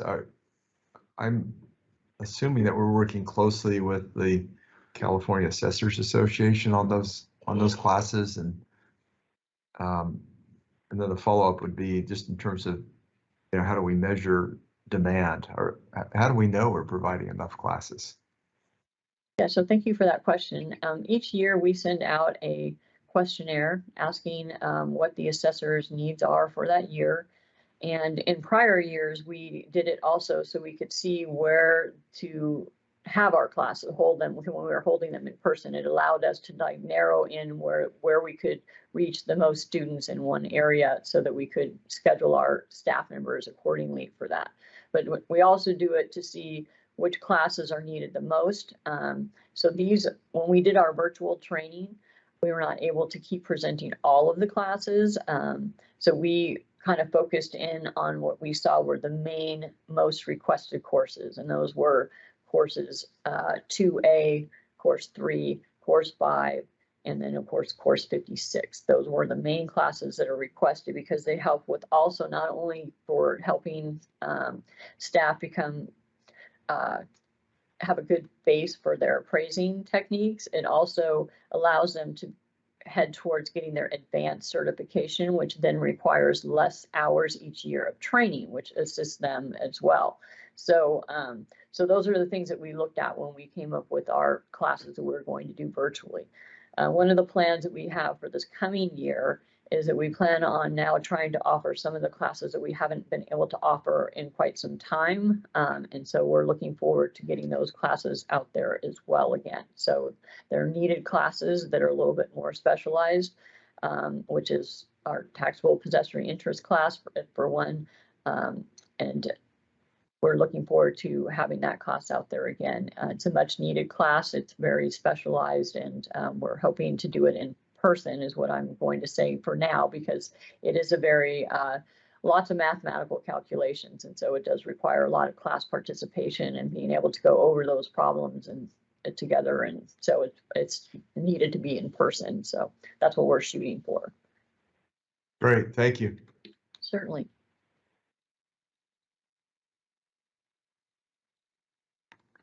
All right, our next sub item is assessment practices surveys presented by Ms. Lumsden. Thank you. This will be a brief report on the BoE's assessment practices surveys. And so far for calendar year 2022, we have issued the following 2 assessment practices survey reports via letters to assessors, which I previously mentioned in my report on letters to assessors. And those are Santa Barbara County in District 2 and Alameda County also in District 2. In addition to those 2 counties, we are actively working on completing surveys and/or samples for 12 other counties, 7 which are in District 1, 3 in District 2, 1 in District 3, and 1 in District 4. These surveys and/or samples are in various stages of production, and once completed, a copy of the report is provided to each of the board members' offices and for their preview. Staff continues to conduct these surveys and samples remotely at this time, but we are working towards doing a hybrid and start doing in-person traveling again to the counties where we can collaborate and work with the county assessors in person.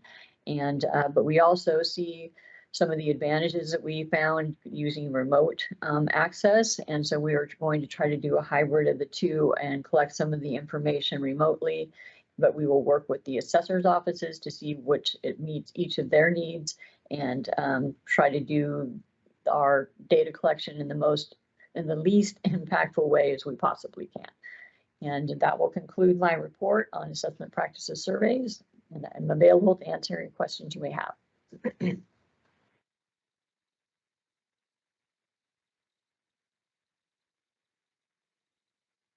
Mr. Gaines. Yeah, just in terms of the survey, I remember when I, prior to the pandemic, I met with a couple of county assessors in my district, and they had indicated that the survey, some of the questions and the information that they were asking for, they thought in some ways it was kind of off the mark in terms of asking the sort of questions. I mean, these particular assessors said, we want the BOE to come in. We want the audit. We want to find out where we can improve, but they felt that they were asking the wrong questions, and they spoke to the nature of some of the staffing being new.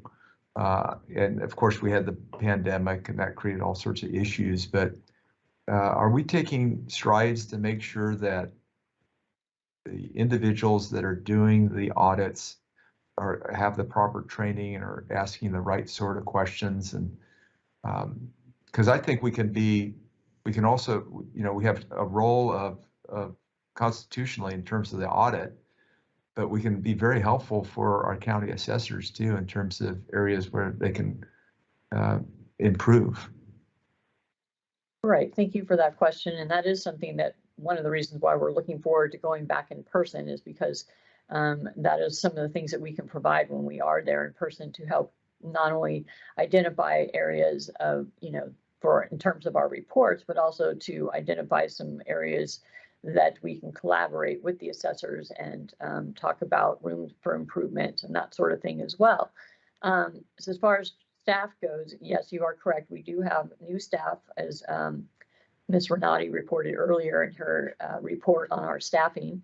And but we have put things in place to provide mentors, and we've gone through, and as part of our process improvement, we have been improving what information we are asking from them, making sure that it's needed. That's one of the things of gaining this remote control access. It's really made us take a look at what we are requesting, whether it's needed, whether we already have it, whether we can get it in a different manner so that we're not impacting the assessors. So we have definitely been working towards improving that process. And as far as training, we have taken up a different aspect, or a different route, I guess would be a better word, to try and train the staff, and that's using mentors. And we have senior appraisers that are out, that we're using to help train those staff members, as well as our supervisors having more hands-on experience working with the staff. So that's something that we are working on improving, and we've made great improvement over this last year.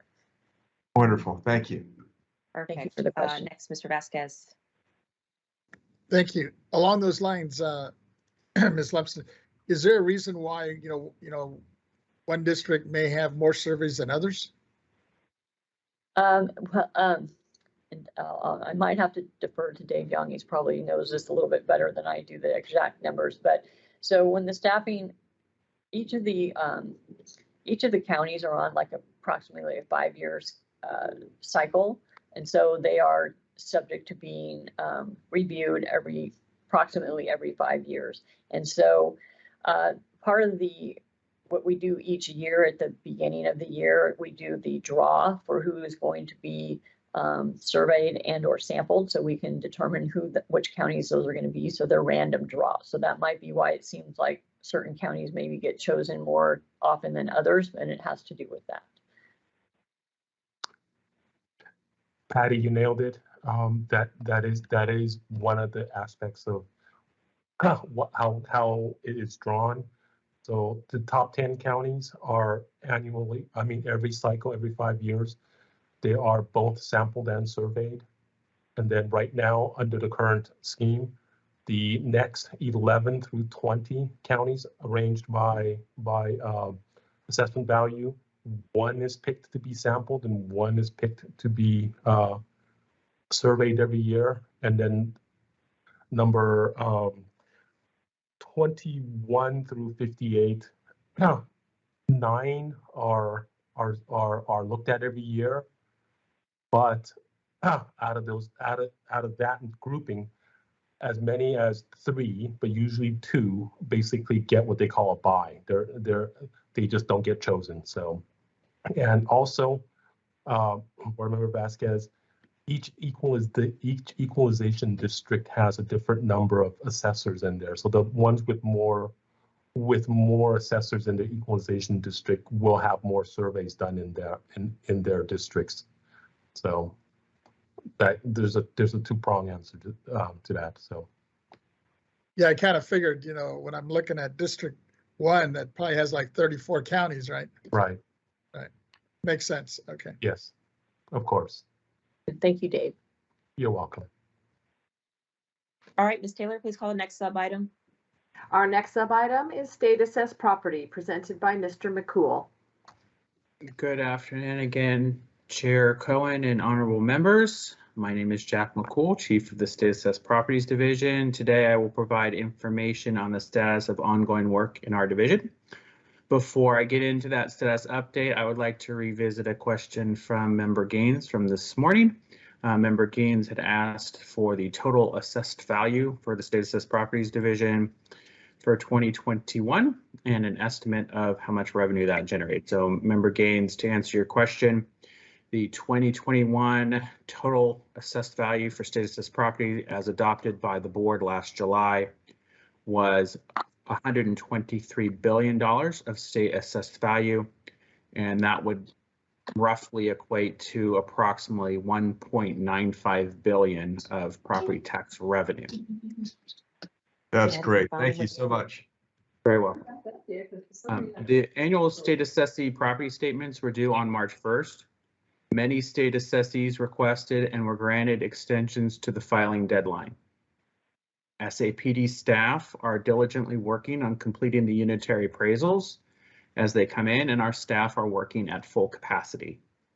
We continue to engage with assessee representatives, and we will continue to answer any questions from assessees.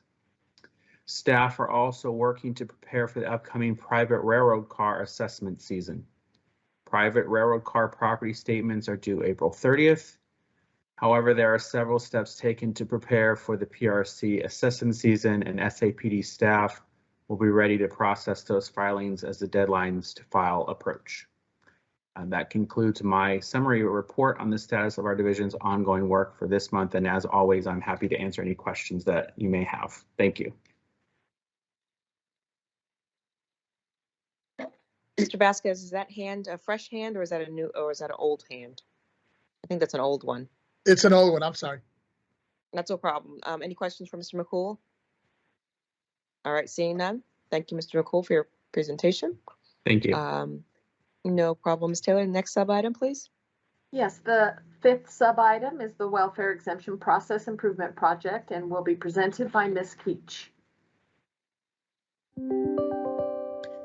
Good afternoon, Chair Cohen and honorable members of the board. My name is Lauren Keach and I'm the manager of the Welfare Exemption section of the Property Tax Department. Today, I will provide you with an update on the Welfare Exemption Supplemental Clearance Certificate Process Improvement Project. Our purpose of the project is to streamline the SCC process for claimants seeking to exempt low-income housing from property taxation. We have identified opportunities for improvement and ways to increase efficiency when processing SCC claims. We've completed our examination of the application process. The checklist and claim form were revised and are available on the BoE website for claimants to utilize. The examination process considered common reasons for an incomplete claim that can delay approval and incorporated discussions with taxpayers to provide insight on necessary revisions to accomplish our goal of providing a more clear and user-friendly application process. We will continue to keep record of common reasons involved in incomplete claims following the newly implemented form revisions and make necessary adjustments to ensure the success of this component of the project. Upon completion of the application process, we moved on to our examination of the claims process. Our main goal is to simplify and modernize our procedures for the SCC claims process to make it more efficient. We began with phase 1, which was the review phase, and analyzed each step of the claims reviewing process that is required to grant an SCC, as well as conducted a thorough review of our procedures to identify opportunities for improvement. Since the last board meeting, we have progressed from phase 1 to phase 2 of the claims process, which is the plan and design phase. Our analysis revealed areas in our procedure that are outdated, and we are examining ways to update and streamline these areas. The improvements to our procedure will transition processing claims from a paper-driven format to an electronic format, which will result in increase in efficiency.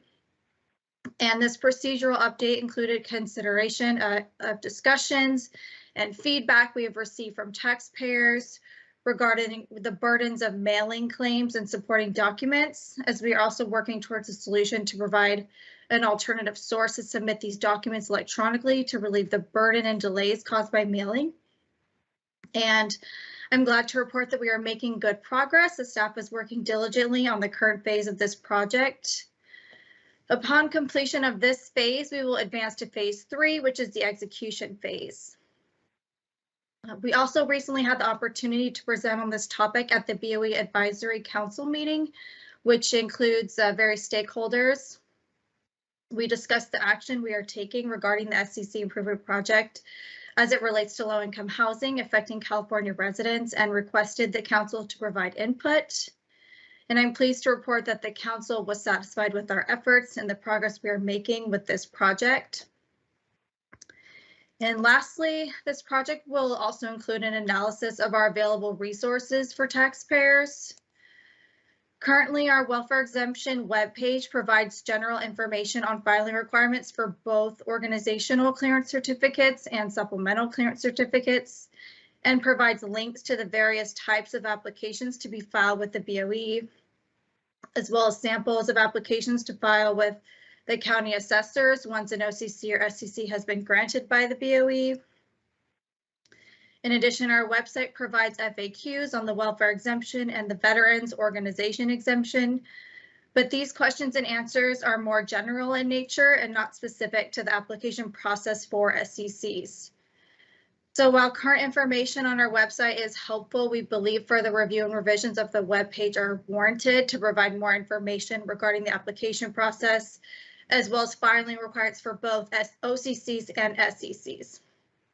And further, we plan to expand our current FAQs on our website regarding the welfare exemption and veterans organization exemption to provide more questions and answers specifically related to SCCs. This part of the project will be tackled once we've completed our review, plan, and execution of the application, claims, and approval processes of this SCC project. And always as we move forward with this project, we will continue to provide updates and information regarding our progress and improvements to allow for visibility into the process and ensure that the board members are kept informed. Members, this concludes my presentation. I'm available to answer any questions you may have. Thank you very much for your presentation. Let me see if my colleagues have any questions. Mr. Gaines, I see your hand. Mr. Vasquez, I see your hand. Mr. Vasquez, you want to go ahead? Sure. Thank you. First of all, on the welfare exemption improvement, I'm listening, and you mentioned that you're in, I guess, phase 2 of this process. And I was wondering, as you move forward towards, electronic processing of exemptions claims to align with the suggestions of the taxpayers, can you identify some of the specific suggestions received from taxpayers and some of your team's suggestions moving forward? Yes, the suggestions from taxpayers more relates to the burden of mailing in documents. Specifically, if we receive an incomplete claim and they have to revise documents or submit additional documentation, then there's the burden of having to supply those documents via mail, and additional mailings. So we're looking for solutions to provide more convenience and relieve that burden for them to submit documents to us electronically, as well as the initial claim package. And as far as from staff, we've had multiple meetings and drafted procedures regarding how we can improve our processes from being paper driven to electronic, as we do receive these claims and packages in hard copy. So how can we scan these and work them electronically from a processor to reviewer and increase overall efficiency through that process? Thank you. Thank you. Mr. Gaines? Yeah, thank you, Ms. Keach. I appreciate the presentation. And are you looking at, in terms of the technology, to be, to simplify the interface between the applicant and the BoE? Are we looking at the sort of technology that, say, the real estate industry uses? I've noticed that they've gotten pretty sophisticated with being able to go through a document and have a DocuSign sort of opportunity for signatures and things of that nature. Is that kind of the technology you're exploring? We're exploring using various technology that we currently use internally in other units, but we are looking at just overall ways to improve and modernize, which could include other technology and staying relevant with the real estate industry, as many of us have background in other areas of the real estate industry. So just an overall evaluation of the best way to go about making the process electronic. Great, wonderful. And in terms of questions that I get in my district, welfare exemptions is kind of up there. Obviously Prop 19, I think we're getting a lot more activity on, but there are issues where I have constituents who will call and say, hey, we submitted our application and it's been a long period of time, and can you look into it? Can we speed the process up? And I'm just curious as to, how we doing in terms of the timeline in getting an application processed, and is that improving? Yes, this is a big step, we believe, towards streamlining the overall process, making it much more efficient on our end, and also aligning that with filling some vacancies in the unit so we have more hands on deck to process these claims. So we are seeing an overall improvement, and we receive these requests and comments from taxpayers as well. So we're well aware that, it does take some time, and we want to be thorough on our end. So sure, we're looking at it every way we can just to improve and speed up the process.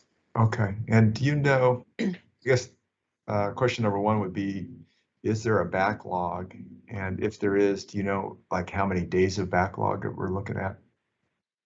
We are experiencing a slight backlog. We have made some progress to catch up a bit, but it depends on the type of claim. It depends on if it's a complete claim with all the information readily available to process it, or if it's incomplete, which can cause delays as we will require more information, and that can delay processing a claim, which tends to be the case to slow them down. So we are working to catch up with the minor backlog that we're experiencing, but it can fluctuate depending on the level of complexity of the claim and the completeness.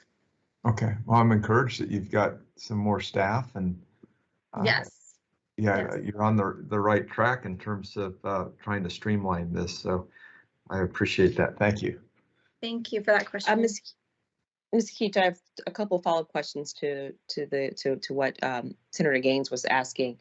You had mentioned that we use some kind of form of technology now. What are we using now?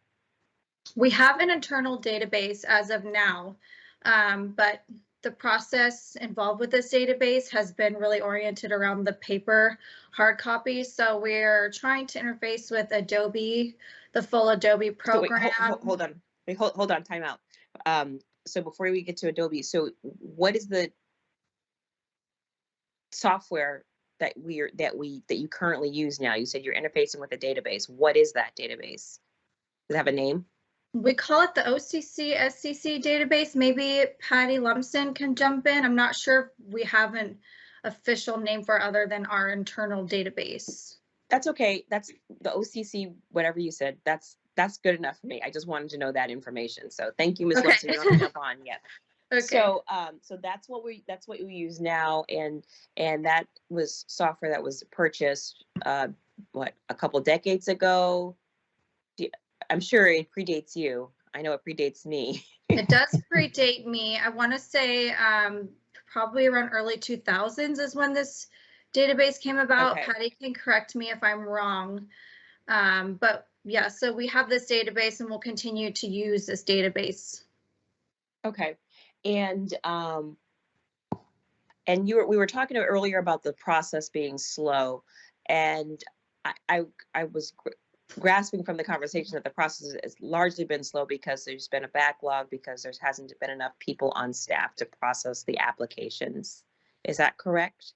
That is a factor, and it's not necessarily that the process is slow, but it has to do with the overall quantity that we receive. So if we receive a complete claim with all the information, the process can be relatively quick. So when we have to do follow-ups and receive additional documentation, that can delay and slow down the process, as well as working through the quantity of them that we receive.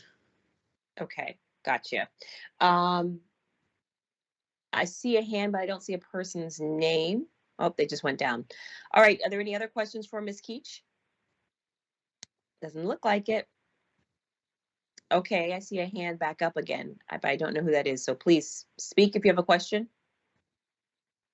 Looks like it's Member Gaines on my end. Okay, thank you. Mr. Gaines, you want to speak, ask your question? Okay, we'll move on. Thank you for your presentation. Thank you very much.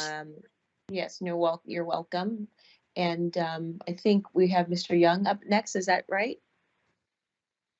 I think, Chair Cohen, we are ready to move on to public comment. Okay, perfect. No more sub items. Okay, so thank you everyone for your presentation, and let's go ahead and take it to public comment. AT&T moderator, please let us know if there is anyone on the line who would like to make a public comment regarding these matters. Okay, ladies and gentlemen, if you would like to make a public comment, please press 1, then 0. 1, 0.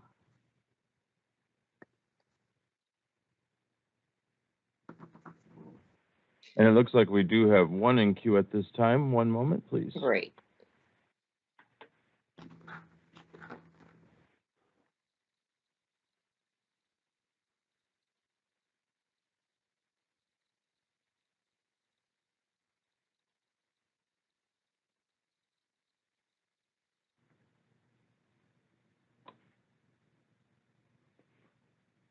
And our comment will come from the line of Leslie Morgan. Please go ahead. Your line is open. Oh, great. Hi, good afternoon. I just wanted to jump in here on the earlier conversation about the Prop 19 and some of the concerns that had been presented on the processing. And I guess somewhat specifically related to Senator Hertzberg, but I think this is a common concern we all have as we all consider ourselves advocates for the property owners in our counties. But there is, you know, as David pointed out, there is a backlog just from us trying to get our heads wrapped around how to process this. It's consensus, I would say, that assessor's office are trying to get those records flagged so we can prevent a bill from going out to a property owner. But there are just so many scenarios in which a supplemental may have been issued, whether it's the replacement dwelling getting purchased first or simply a property owner not filing a form until after the supplemental has been issued. So I specifically had discussion with Senator Hertzberg, and the Assessors Association is having meetings because we are trying to come up with ideas of what we might be able to do. We don't know what those solutions are. These are very preliminary conversations. We are trying to figure out, is there anything, I guess, legislatively to fix? We don't know what that would look like because we're not really sure as assessors. You know, we have the authority to defer taxes like in a calamity, but is there anything within that realm? We have an individual on the SCO committee, so Leslie Davis has reached out to the Treasurer tax collectors to get their input. We don't know if there's an extension to supplemental kind of things. Right now, we're just brainstorming, right? We're just trying to figure out what would it look like. Procedurally, most of the answers, I think, lie within the boundaries that we currently operate in, and that is we flag those records. You know, literally in my office, we put a special colored folder around them so that when they go to an appraiser's desk, they're understood to be a priority. But the reality is some of those get through and some property owners get supplementals. And even the values of the home prior to them, that value could have been significantly higher than the base year they're bringing. So, you know, there's a number of questions out there. We're having those preliminary conversations, and I just wanted to share that with you. Before I end my public comment, I also wanted to just say thank you to the board staff on the efforts of the meetings that were established so that we could share some of those concerns that Senator Gaines pointed out with the assessment appeals. I think they were very, very productive over the last couple of years, and I think that at this point, we just simply don't hear a lot of those same concerns. Now, maybe some of it is because COVID has changed the look and feel of that, but I do think the efforts of everybody involved are much appreciated by the association, and I thought I would also share that. Thank you. Thank you. I definitely appreciate you calling in and weighing in. I think, colleagues, we could dedicate some time at our next meeting to hear from the assessors and other relevant stakeholders on this issue that's being raised. Thank you for sharing a little bit with your conversation with Senator Hertzberg. I know it's an ongoing dialogue with the work that we tried to do at the Board of Equalization and his legislative agenda. So it's important for us to continue to engage in that. But by doing so, by bringing this item back to the future board meeting, it would allow us to determine appropriate actions and thoughtful next steps. So we should keep moving and listening in this on this topic. Are there any other comments? Okay, We have seeing none. we have none in queue. Thank you very much, Ms. Taylor. All right, our next item is K4A, Legislative Research and Statistic Division Chief's Report, Legislative Issues. Update on the administrative and program-related legislative bills impacting the BoE. This item will be presented by Mr. Weatherby. Thank you, Ms. Taylor. Good afternoon, Chair Cohen, Vice Chair Schaefer, and honorable members of the board. I'm Dustin Weatherby. I'm Chief of the Legislative Research and Statistics Division. So attached to the PAN is a summary of legislation that's affecting the Board of Equalization that is still pending in the legislature. So as a note, the legislature has one more week of session before adjourning for spring recess from April 7th, and they will reconvene on Monday, April 18th. So the first major legislative deadline upcoming is April 29th, which is the policy committee deadline for fiscal bills that have been introduced in their House and then must go through the respective appropriations committees. As a Proposition 19 update, no bills have been introduced or amended relating to the implementation of Prop 19. The only measure that is still pending is Assembly Constitutional Amendment 9 by Assemblymember Kevin Kiley, which seeks to repeal several provisions of Prop 19 regarding intergenerational base year value transfer exemptions and reinstate prior rules. The measure would apply retroactively to all affected purchases or transfers occurring on and after February 16th, 2021. The bill has not been referred to a committee, and the last day for the legislature to place a measure on the November 2022 ballot is June 30th. So moving on to the legislation, the first bill I want to highlight is Senate Bill 1494, authored by the Senate Governance and Finance Committee. This proposal contains one of the board-sponsored legislative proposals to amend Revenue and Taxation Code Section 97.68, which relates to a sales tax augmentation fund and correct references of Board of Equalization to the California Department of Tax and Fee Administration. This bill is currently awaiting referral to a legislative committee. The next bill is AB 1206 by Assemblymember Bennett, which would require that a rental unit continue to be treated as occupied by a lower income household when the income of those occupants increases up to 140% of the area median income, if the owner is a community land trust whose land is leased to low-income households, and it extends the sunset from fiscal years 2022-23 through 2027-2028.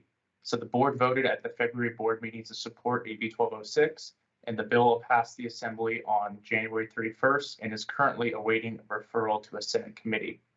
The next bill is Assembly Bill 1733 by Assemblymember Quirk. which would provide the flexibility for state agencies to hold meetings via teleconference. This bill has been double referred to the Assembly Governmental Organization Committee and the Assembly Business and Professions Committee. To date, this bill has not been set for hearing and must pass both committees by February 29th's Policy Committee deadline for fiscal bills. The final bill I want to highlight is Senate Bill 1357 by Senator Archuleta, which would increase the disabled veterans property tax exemption to $700,000 and authorizes a partial disability exemption to disabled veterans with a disability rating between 10% and 100%. If they got that disability rating from the United States Department of Veteran Affairs or the military service from which the veteran was discharged. This bill is currently in the Senate Governance and Finance Committee and is awaiting hearing. So outside of the legislative process, there are a few initiatives that are circulating for signatures that affect the BoE or its programs. The first initiative is Initiative 21-0023, filed by Stanley R. Apps, which would increase the homeowner's real property tax exemption from $7,000 to $200,000, and additionally increases the renter's tax credit up to $2,000. This initiative would pay for the increased exemptions via a property tax surcharge of up to 1.4% on properties with full cash value of $4 million or more. The BoE would be required to promulgate regulations to implement these provisions. The Legislative Analyst's Office estimates costs would be offset by increased revenues of $16 billion to $20 billion, with total costs of the initiative about $15 billion annually. So proponents have until May 31st, 2022 to submit just under 1 million valid signatures. And to date, no campaign committee has been identified by the Secretary of State in support of the initiative. The next initiative is Initiative 21-0032, which was also filed by Stanley R. Apps.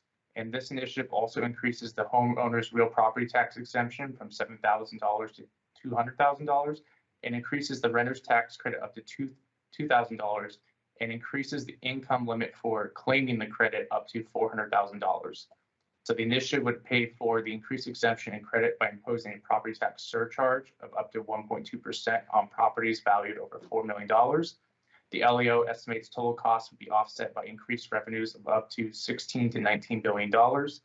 Proponents have until June 13th, 2022 to submit just under 1 million valid signatures. And to date, no campaign committees have been identified by the Secretary of State in support of the initiative. And so the final initiative I want to highlight is Initiative 21-0015, which was filed by the Howard Jarvis Taxpayers Association. This initiative amends various provisions of Proposition 19 to retroactively repeal intergenerational exclusions, increase the $1 million parent, child, and grandparent-grandchild exclusion to $2.4 million, require the BoE to annually adjust the $2.4 million limit by the cost of inflation, but not to exceed 2%, remove the definitions of family farm and family home, remove the dedicated revenue for fire protection and emergency response, and require reimbursement for eligible local agencies with a negative revenue gain. The LEO estimates increased costs of hundreds of millions of dollars per year to cover recent local government property tax losses that could grow over time to possibly $1 billion or more per year. Local government funding would decline by tens of millions of dollars per year and could grow up to hundreds of millions of dollars per year. And local schools would also have similar losses of similar amounts relative to what local governments would also have. Proponents have until May 3rd, 2022 to submit just under 1 million valid signatures. And like I said, the Howard Jarvis Taxpayer Association is sponsoring and funding the initiative's signature gathering effort.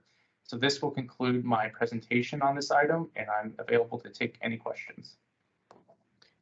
Thank you very much for your presentation. I do have just some quick questions, initial thoughts. What kind of chatter or other actions are you seeing behind some of these pieces of legislation that would be most interesting to members of the Board of Equalization? I mean, it's still too early to tell. There's still, committee hearings have really not started. Like for example, the Assembly Revenue and Taxation Committee has delayed its past 2 hearings. Okay. And so it's very much in the preliminary stages of the legislative process on the second year. And why are they, and real quick, Rev and Tax, can you tell me why they delayed their last two hearings? I'm not sure. I can't speak to why they delayed it. I can just say they were calendar hearings and that they've been delayed. Sometimes it could be they want higher, more bills to be heard at once. And so it's at the discretion of the chair on how they want to proceed. Okay, gotcha. All right. Let's see, Mr. Vasquez, I see your hand. Yes, thank you. Actually, I think these are real good that we're tracking these, Mr. Weatherby. And I would suggest, and I think you kind of hit on it, that maybe we should bring these back, I guess, in our April meeting or May, especially for those that do qualify and are moving forward on the ballot. Then I think we need to do a deeper dive and see what the impacts are going to be, especially for the BoE. And yeah, I guess that's it for right now on my end. Okay, perfect. Mr. Gaines? Yeah, thank you, Mr. Weatherby.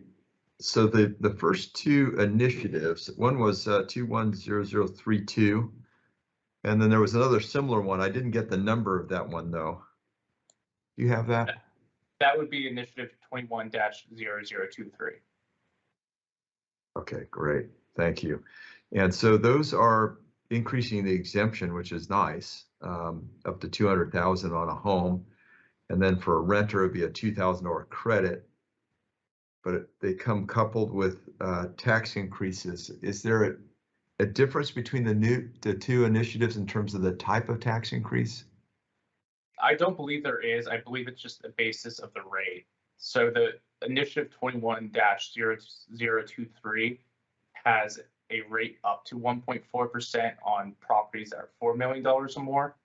And initiative 21-0032 is 1.2% on properties of $4 million worth or more. Okay.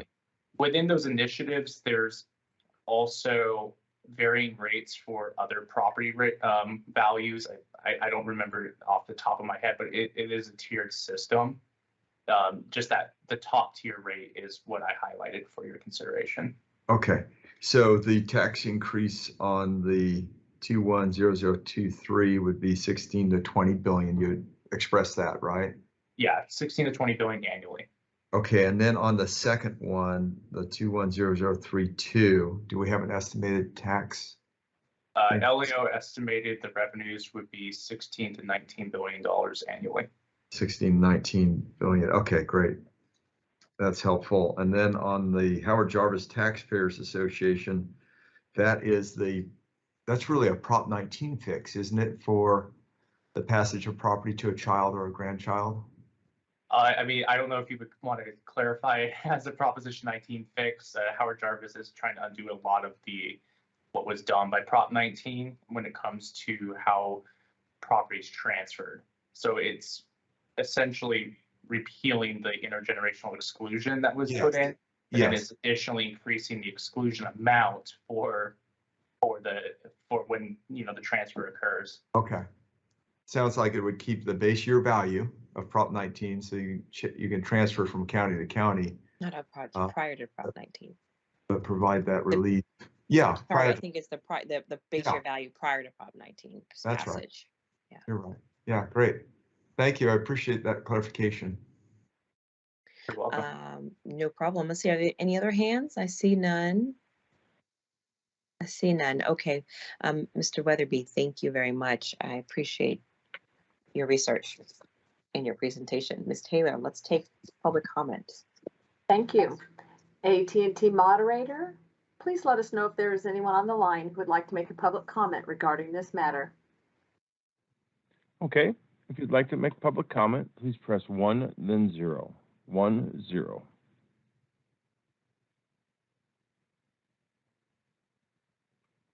And we have no one in queue at this time. All right. Thank you very much. Please call the next item. The next item is K5A, Taxpayer Rights Advocate Officer Report, Operational Update, Report on the status of pending and upcoming projects and activities. This matter will be presented by Ms. Thompson.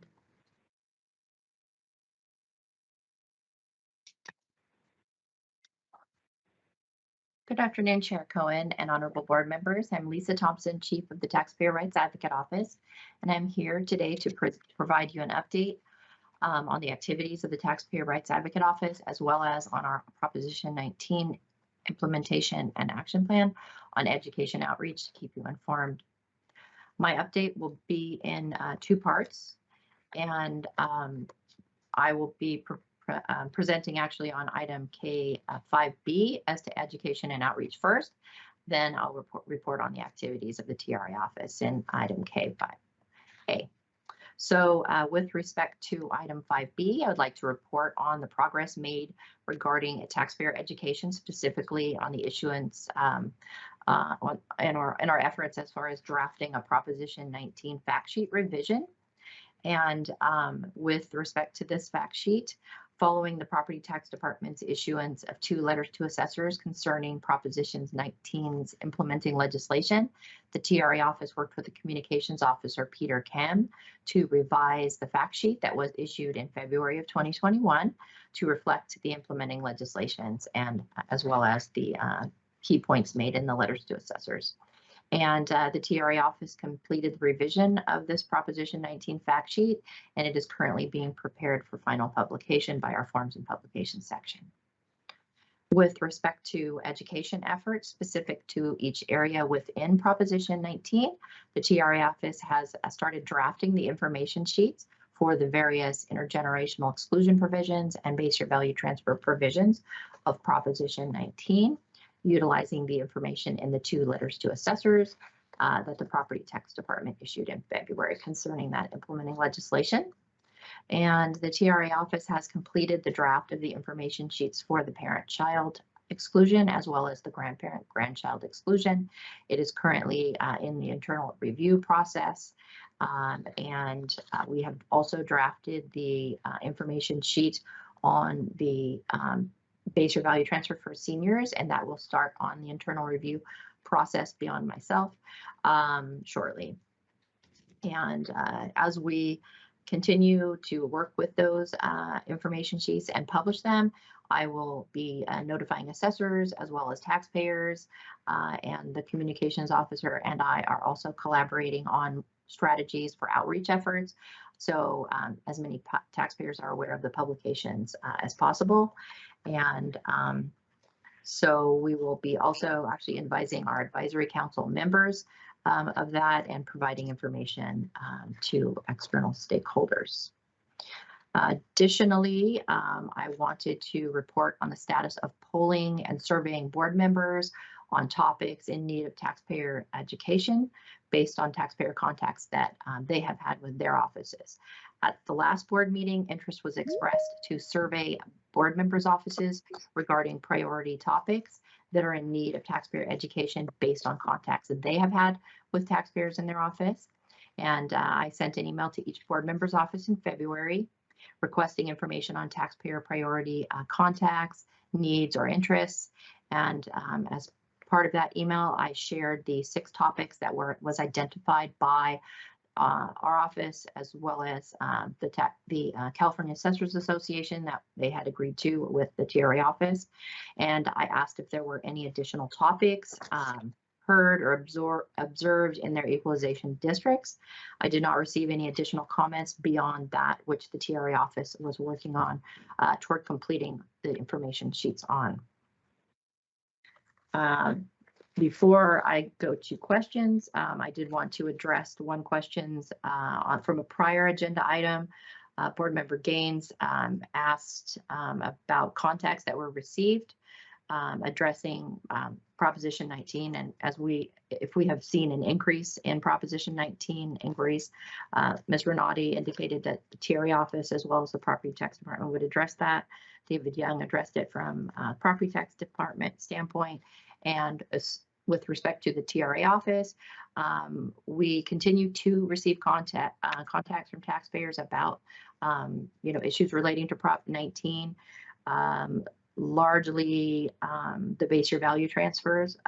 That's where we're seeing the more inquiries now, and the contacts largely that we receive now are concerning delays about the past, processing claims, We also have continued to get a few inquiries regarding taxpayers that missed the deadline that actually purchased and sold before the April 1st, 2021 effective date. So we continue to, advise them about Proposition 19 and the dates, the pertinent dates, and that, if they really wanted to take advantage of the base year value transfer provisions under Prop 19, because they either, bought higher market value or moved to a different county that didn't previously accept base year value transfers, then they could buy another property and choose to use that as replacement, as long as it was within 2 years of the sale of their original property. So that addresses that. That concludes my update for item 5B. I'm available to answer any questions that you may have. Otherwise, I will go on to 5A. Hold on a minute. 5B. So 5B, so I'm sorry, this was addressed first, but 5B is to education and outreach on efforts that we have made toward the Proposition 19 sheet and information sheet. So the Prop 19 banner on the BoE website provides the link to useful information and guidance. But my question is centered around what the agency can do to reach out to the public so that they understand the challenges of, the changes of Prop 19 that it's brought about. So as soon as the Proposition 19 fact sheet is revised, then the revised version basically is published and posted to our website, then the communications officer will be providing information. So we're working on strategies on how to publicize that information. So. That's good. I note that several assessors' offices have produced their own fact sheets on Prop 19. I'm just curious to know if the BoE has reached out to assessors to proactively provide information about the Prop 19 implementation.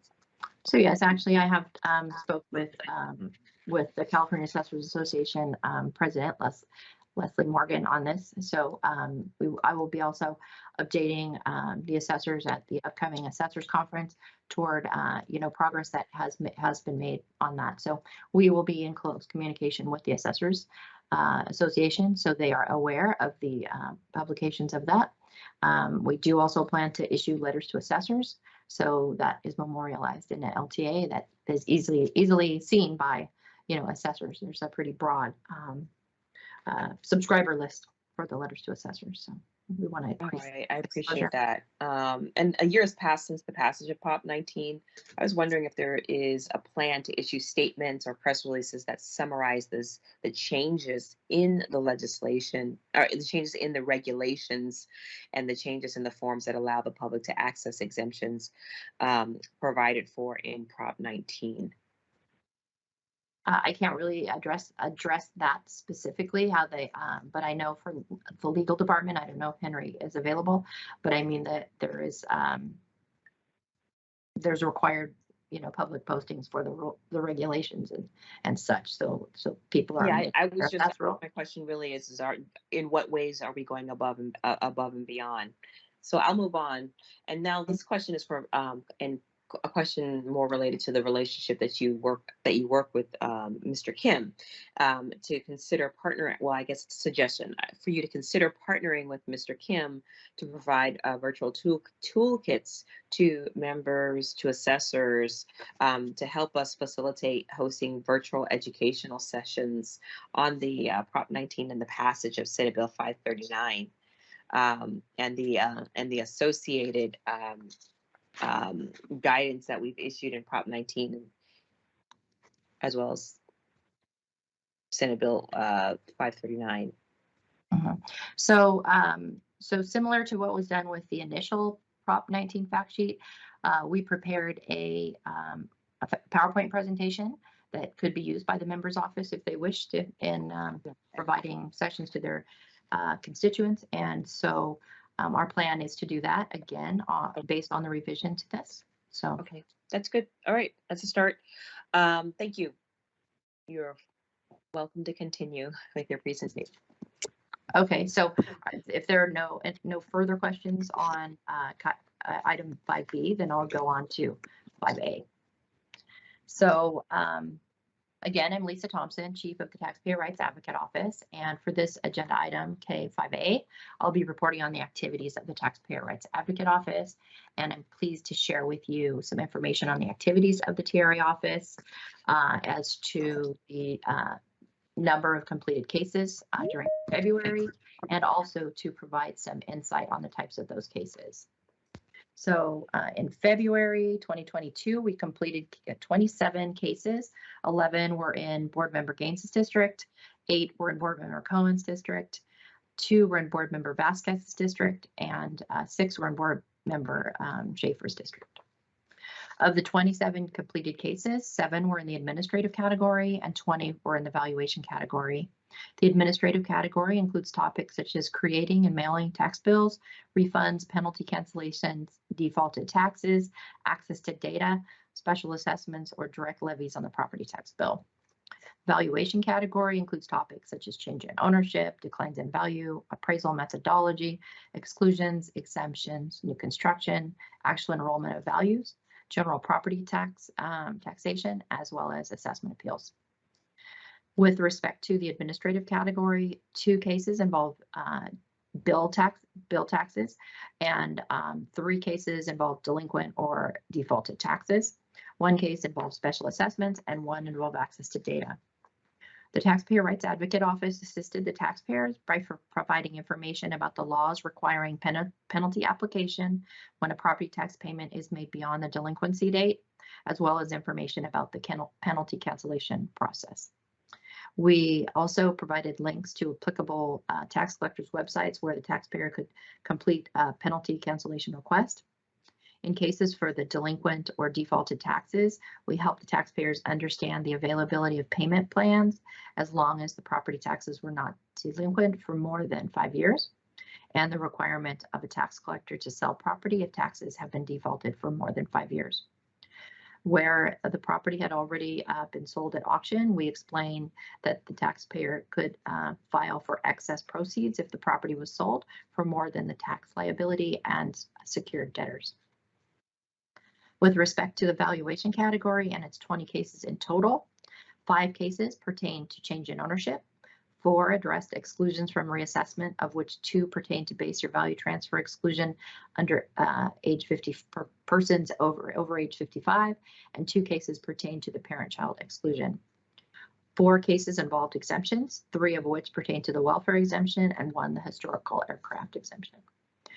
4 pertain to actual enrollment of values, 2 pertain to assessment appeals, and 1 applied to appraisal methodology. For the change in ownership cases, the TRA office provided information about change in ownership for California property tax purposes and transfers that can result in change in ownership and cause a property in whole or in part to be reassessed. In 1 case, the taxpayer inherited property from her parents and along with her siblings, and the taxpayer then bought out the siblings, which caused a 75% change in ownership and reassessment subsequently. We helped the taxpayer understand why they could only keep the 25% of their parents' low property tax base. In another case, the taxpayer had added her son on title to a rental property, thinking that the transfer would qualify for the parent-child exclusion.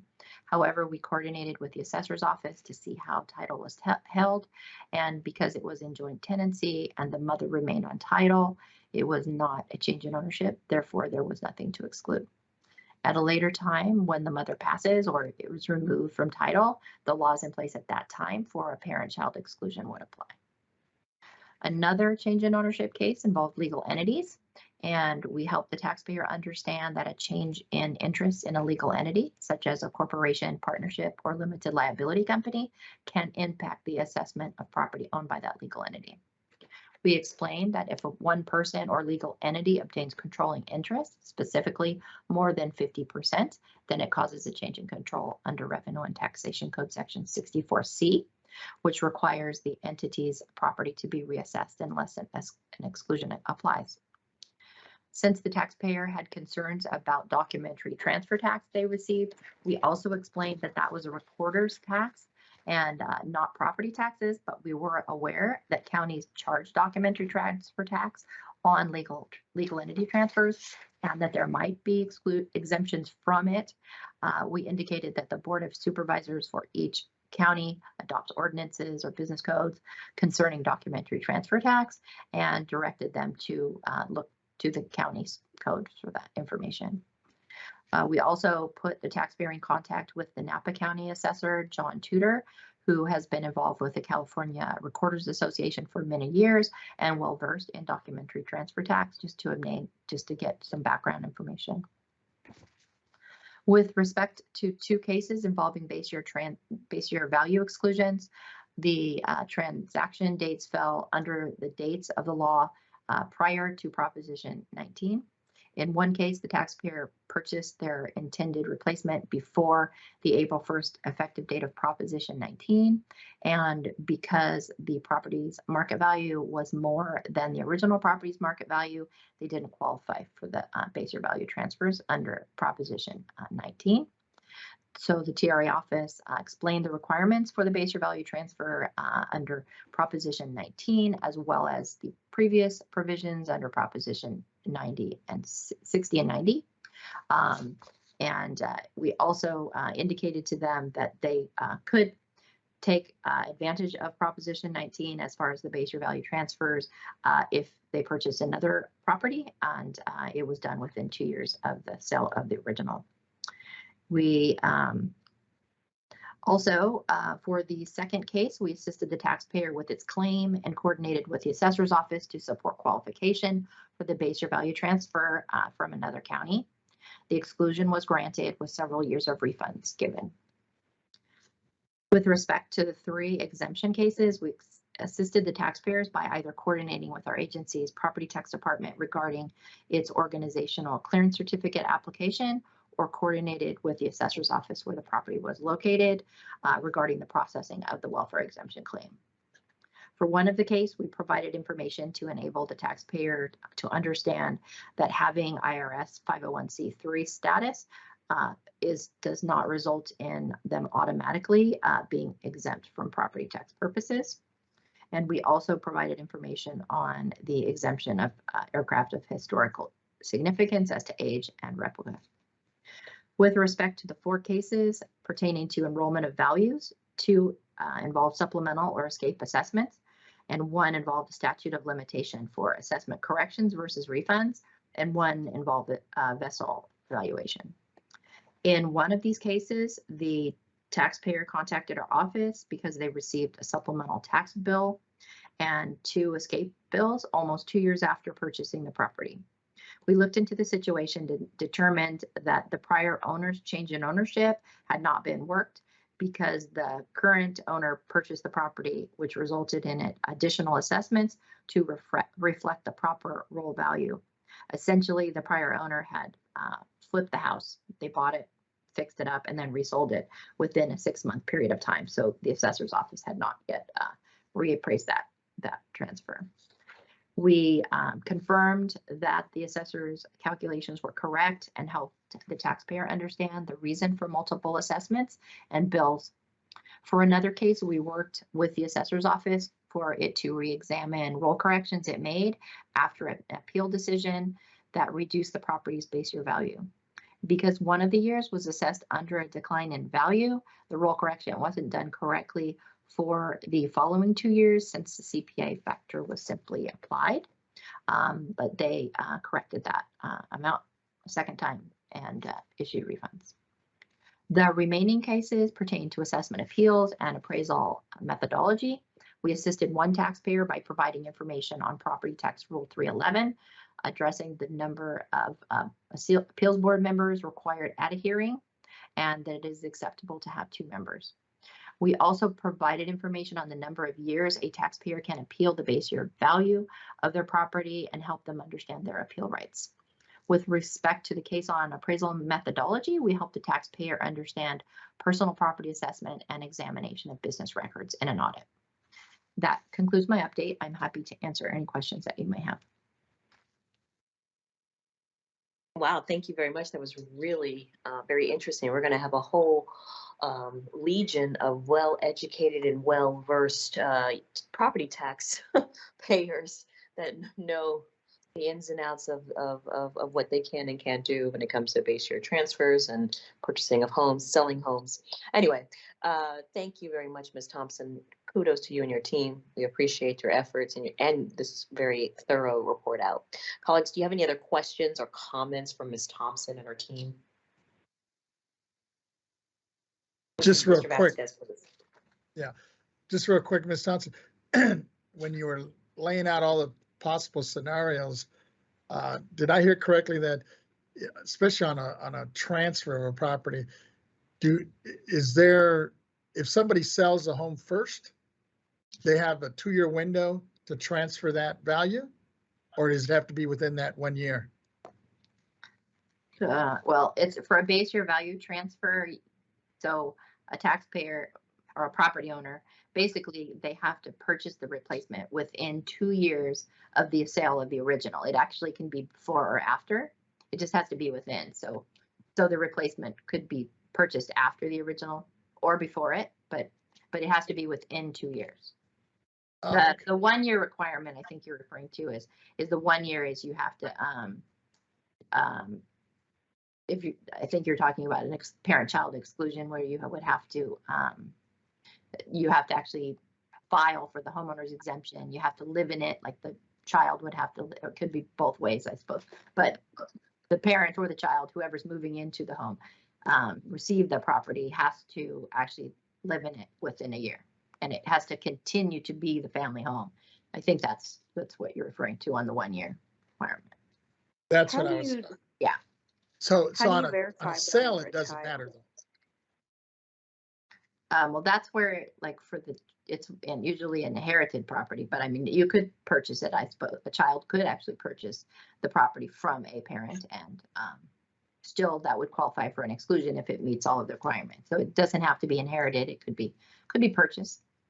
So yeah, but that's within a year. But for the base year value transfer, the purchase has to be made within 2 years. Thank you. Thank you, Mr. Vasquez. Ms. Thompson, how do you verify whether a child is living in the property? How has that been working out for the last almost year? So that would be something that the assessor's office would be responsible for doing. But as far as the claim forms, I mean, there are requirements for Proposition 19, including has to file for a homeowner's exemption, within a year of the transfer. So those are the type of things. So it's a certification that you actually make, that a taxpayer would make, that they are doing that. Understood. Okay, colleagues, are there any other questions for Ms. Thompson? All right, seeing none, let's go to public comment. And we'll hear the next item. AT&T moderator, please let us know if there's anyone on the line who would like to make a public comment regarding K5A and K5B. Okay, ladies and gentlemen, if you'd like to make public comment, please press 1, then 0 at this time. Please press 1, 0.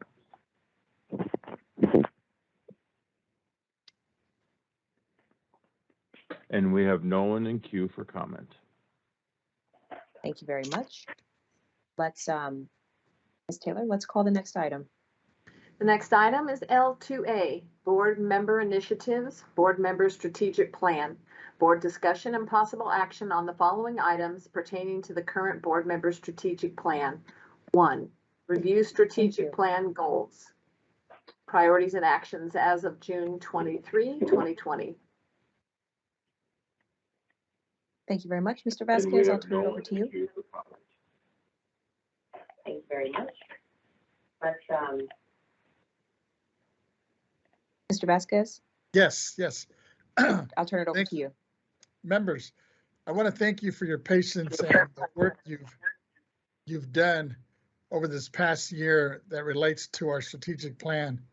I am pleased that we are now moving forward.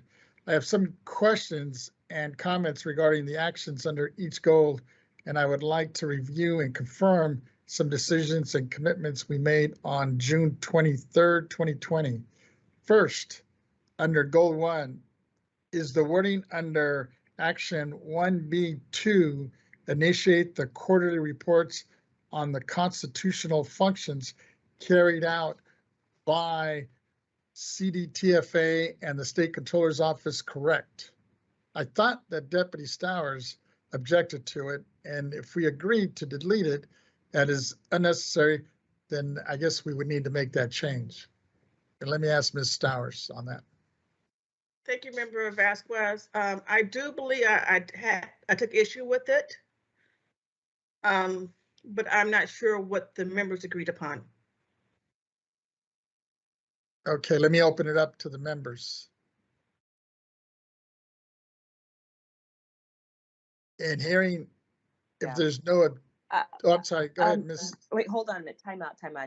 So, Mr. Vasquez, I wanted you to make some opening remarks. I had some opening remarks before we kind of jumped back, Oh, I'm back sorry. into, into the Go question. ahead, So, I'll back up. Ms. Go ahead. Stowers, if you will allow me, and colleagues, just let me back up and kind of frame this conversation just so we can refresh our memories. So Board Member Vasquez and I placed this informational item on the agenda to begin reporting out on the work that we've accomplished as a board in our strategic plan and associated action plan.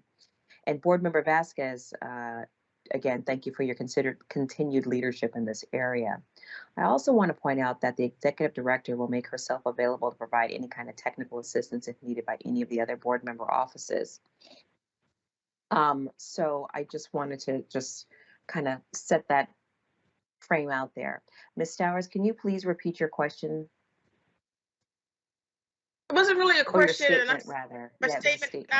I was just kind of reviewing the strategic plan, and Member Vasquez commented that on one of the items, it was to have quarterly reports from CDTFA and the Controller's Office on the various constitutional functions that they are carrying out, that they're doing in partnership with BoE. And it's been a while. I have to admit to it. But knowing me, I believe I probably objected to mandating to have the Controller's Office come and report to another constitutional body. I can't think of what it is that we were looking for. The only thing that we really share in is the tax on insurers. As the presentation we just got today is limited. And I don't. No, I think you're correct, Ms. Stowers. That's why I wanted to bring it back up and because it states it again. I just want to, if that is your intentions or your thoughts, then we need to just make that correction. That's all. And I thought perhaps we need to let our teams begin to review the item, because I was under the impression that the document reflects our actions. But however, I mean, really the goal today is to talk about the quarterly report. Yeah, and as I was going through it, I was just trying to clean up some of the language, that's all. I see. And that's, when you I say just when you caught say that. clean up some of the language, when you say clean up some of the language, do you mean grammatical? Well, no, actually, an action that Ms. Stowers brought up back then, and I think she's right, and I think that was the thinking back then. I know this is, we're going back to 2020 now here, and I just wanted to make sure if that was the intent, that we make that correction, and then we could just move on, so there's no misunderstandings moving forward. But I think Ms. Stowers is, it sounds like you were correct and obviously objecting to it. And if that is the case, then it's just a matter of deleting that. So it's correct, that's all. Are there any other comments from anyone else on this body?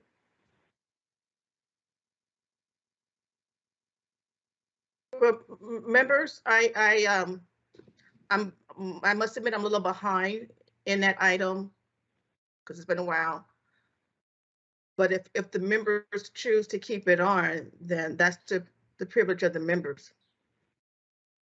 Well, Mr. Vasquez, maybe what I could propose here is as a medium point for everyone.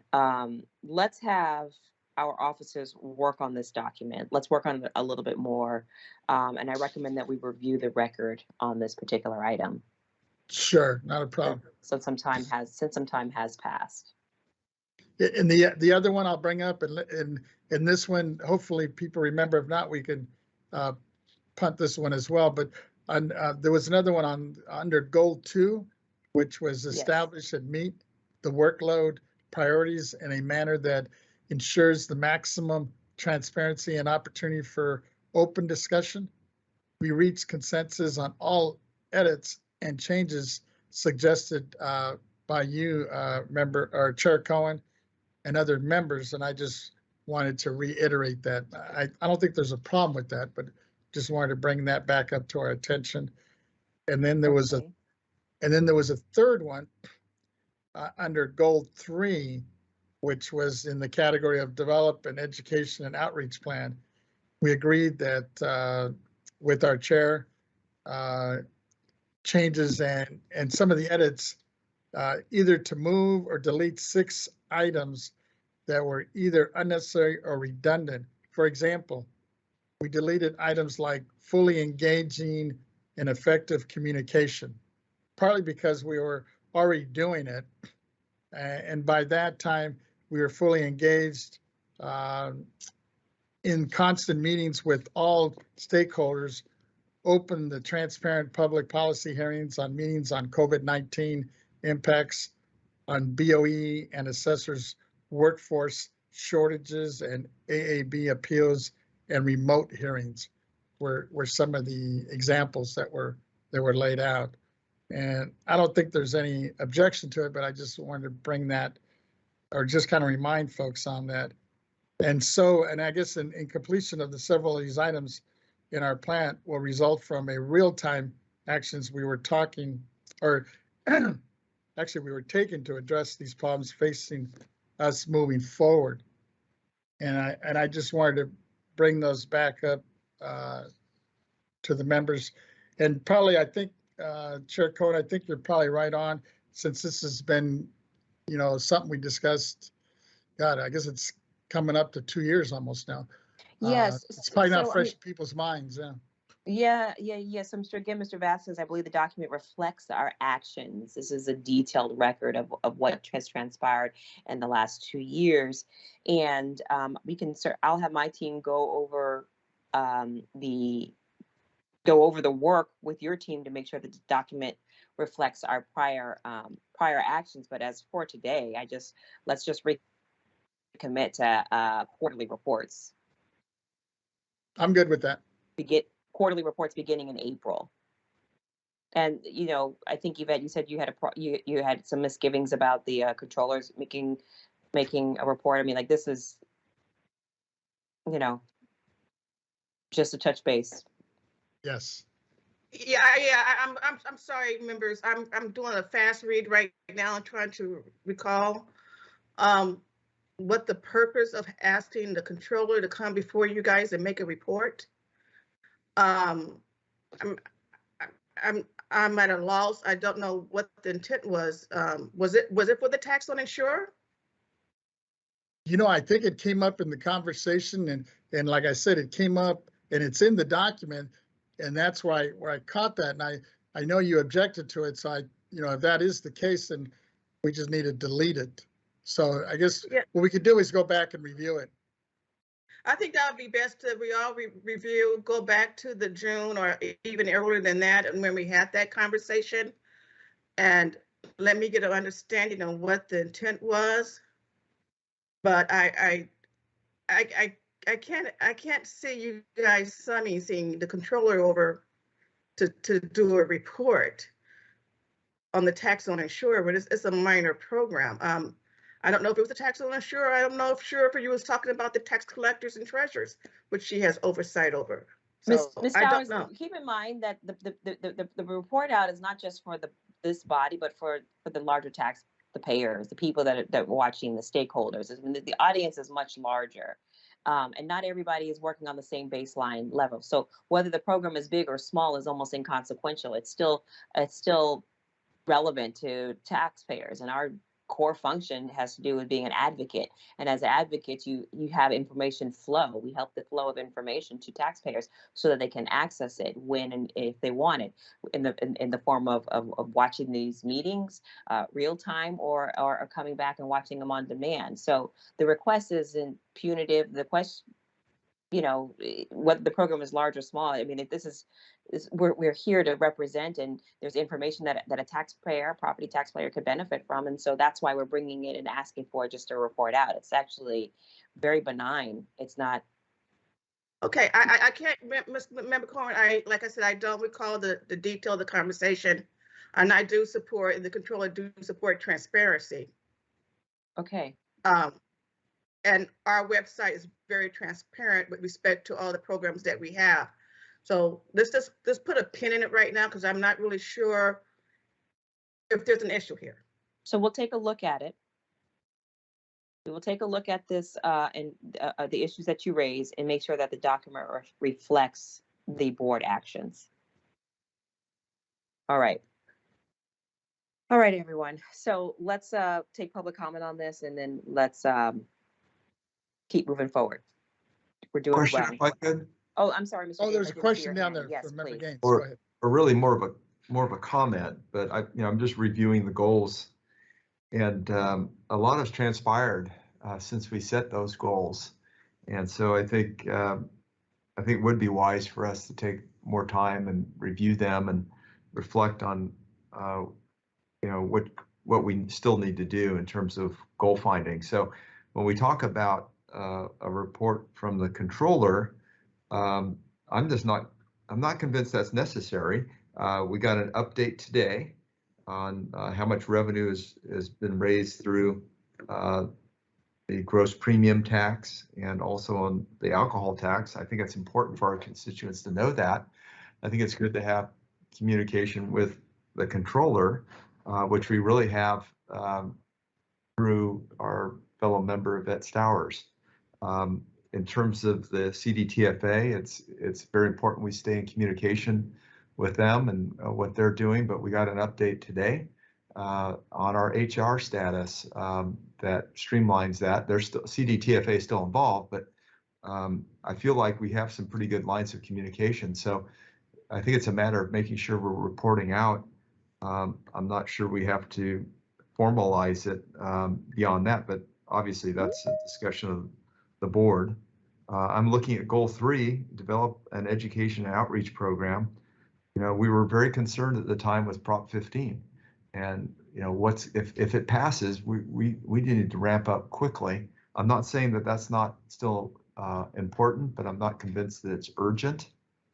So I'm just throwing out my thoughts on a few of these things. The branding effort has been moving forward. Our office has been working with Member Schaefer's office on that. Great. So thank you. Great, thank you. Thank you, Mr. Gaines. I think you're accurate. We brought this item back because we've made progress. We just need quarterly reports. We're just touching base. Thank you. We may find out that we have accomplished a lot and that we may have even completed our set out goals. But that's why we're having these quarterly reports, so that we are able to stay abreast of these items. So thank you very much for that. Anyone else? Okay, great, thank you. Chair Cohen, Okay. shall I go out for public comment? Yes, please do. AT&T moderator, please let us know if there's anyone on the line who would like to make a public comment regarding this matter. Okay, if you'd like to make a public comment, please press 1, then 0 at this time. 1, 0.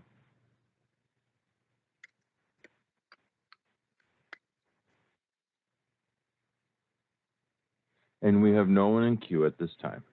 All right, thank you very much. Then let's go ahead and call the next item.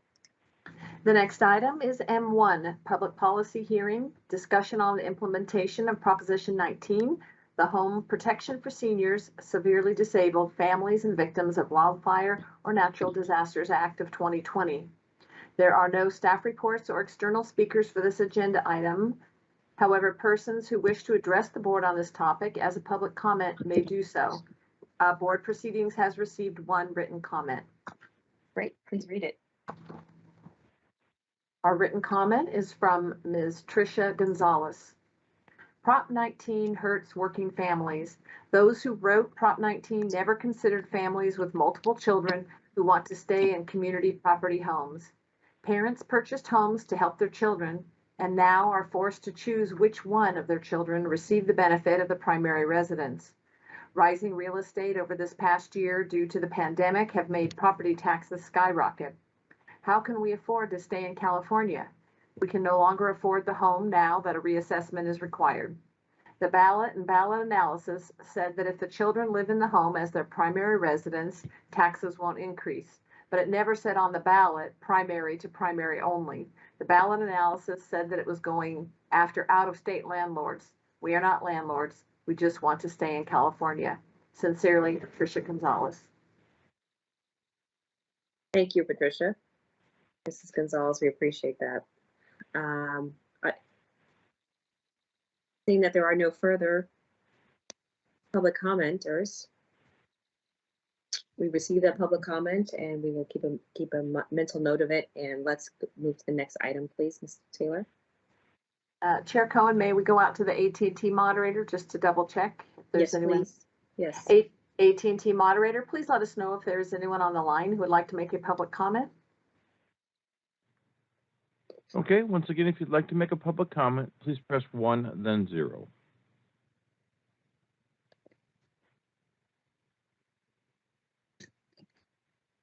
And we have no one in queue for public comment. All right, thank you very much. Let me just do a check-in. Do people need a 5-minute break? 5-minute water break? No? Okay, we'll keep moving then. Please call the next item, Ms. Taylor.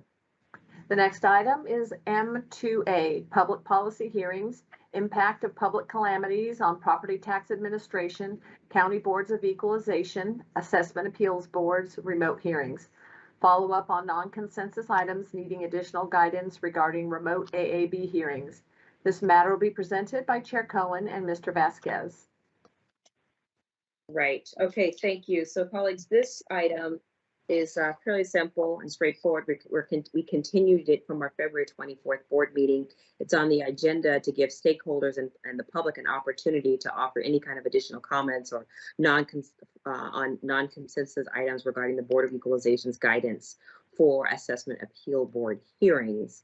Even if there is no testimony today at the board meeting, it's just my intention to keep this item open, to keep it posted on the public agenda and notice for future board meetings. This item is just posted as long as the COVID-19 state of emergency remains in effect. So I'm just doing this again in the interest of transparency so that stakeholders and the public feel welcome to express their views directly to the board regarding the Board of Equalization's guidance for AAB hearings. So with that, Madam Clerk, can you check to see if we have any callers on the line? We do have some members, invited speakers that joined the call, so perhaps I can first ask them if they have anything that they would like to bring forward. Please turn on their cameras and microphones. Thank you.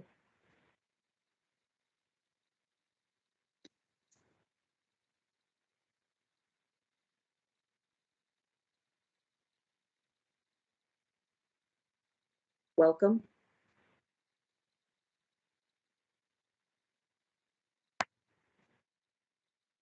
All right, I see Mr. Thomas Parker. Who else has joined us? It's the only one I see.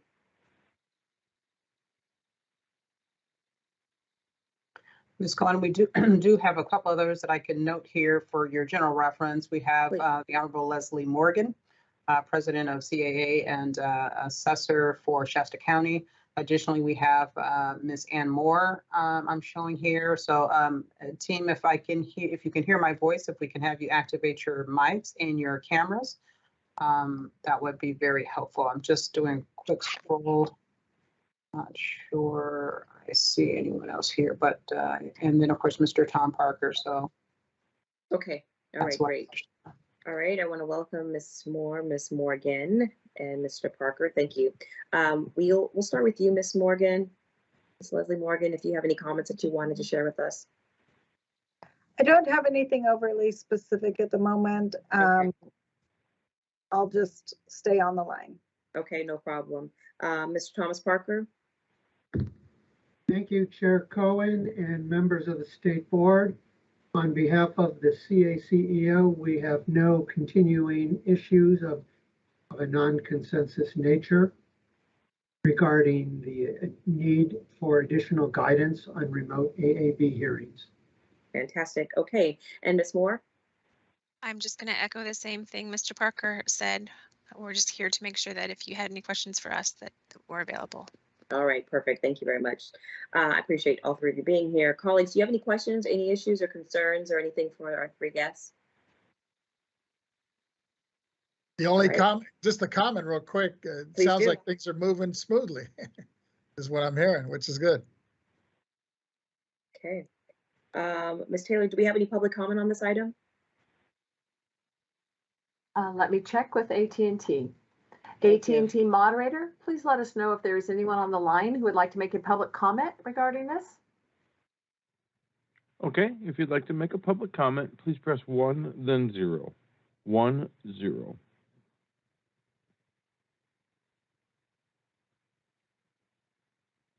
And we have no one in queue at this time. Great. All right. Thank you very much. Well, it doesn't look like we have anything to discuss, so thank you for making time to be with us today. Ms. Taylor, would you please call the next item? Certainly. The next item is N, public comment on matters not on the agenda. Persons who wish to address the Board of Equalization regarding items not on the agenda. Please note that the board cannot take action on these items. However, the board can schedule issues raised by the public for consideration at future meetings. AT&T operator, can you please let us know if there is anyone on the line who would like to make a public comment regarding this matter? Okay, if you'd like to make public comment, please press 1, then 0. Once again, that is 1, 0.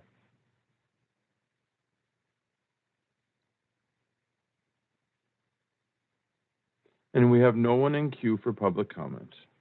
Great. Thank you very much. Colleagues, if there's no discussion, I see no hands from you. We can continue moving forward. Ms. Taylor, please call the next item. Our next item is O, closed session, discussion and action on litigation matters, Government Code Section 11126E. Number 1, pending litigation, La Paloma Generating Company versus California State Board of Equalization et al., Los Angeles County Superior Court case number BC 645390. Number 2, pending litigation, AT&T Mobility LLC et al. Versus County of Riverside et al. Riverside County Superior Court case number RIC 1905814. 3, pending litigation, CenturyLink Communications LLC et al. Versus County of Santa Clara et al. Santa Clara County Superior Court case number 21 CV 378242. 4, pending litigation, Michael D. Myers versus State Board of Equalization et al. Court of Appeal, Second Appellate District, consolidated case number B 307981.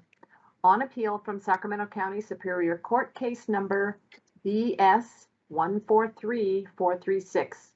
Related cases BS 158655, BS 157999, BC 324947, and BC 655980.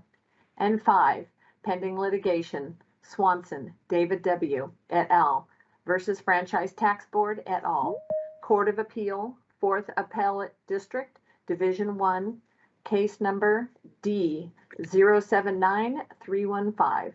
On appeal from San Diego County Superior Court case number 37-2019-000 30244-CU-MC-NC.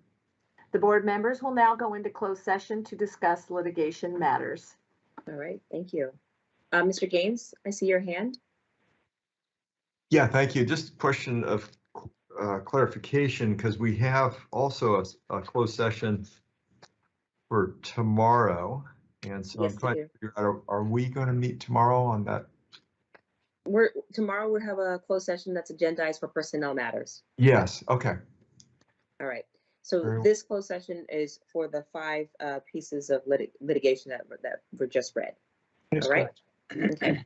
So let's go ahead and make a motion to go into closed session. So I'm sorry, moved. do we need a motion? Member Cohen, we don't need a motion. I didn't think so. All right. Yeah. Let's just Members go ahead could- and go into closed session. Thank you very much. And then just as a reminder, members, this is Ms. Fleming. Please make sure to log out of this open meeting and then log into the second meeting, sending a separate link. Thank you. All right, thank you.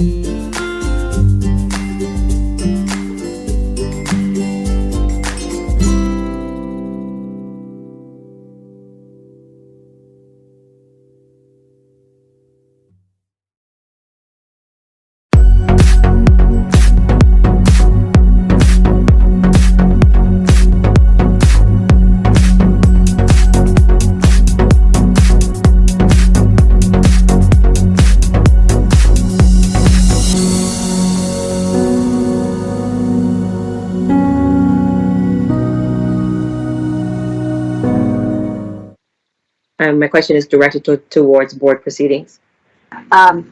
This is Ms. Taylor. There is not a requirement to have a motion regarding the confidentiality. By definition, the closed session is a confidential session. The Okay, board thank you very members, much. the board members met in closed session and discussed litigation matters. Chair Cohen? Thank you. Ms. Taylor, could you please call? Actually, let me just check in with my colleagues. Colleagues, are there any final remarks for the day? We are come to a close for our agenda. I see no hands, so it looks like we have no final remarks. So we will recess the meeting and we will reconvene tomorrow, March 30th at 10 a.m. Thank you very much. This meeting is adjourned. Have a good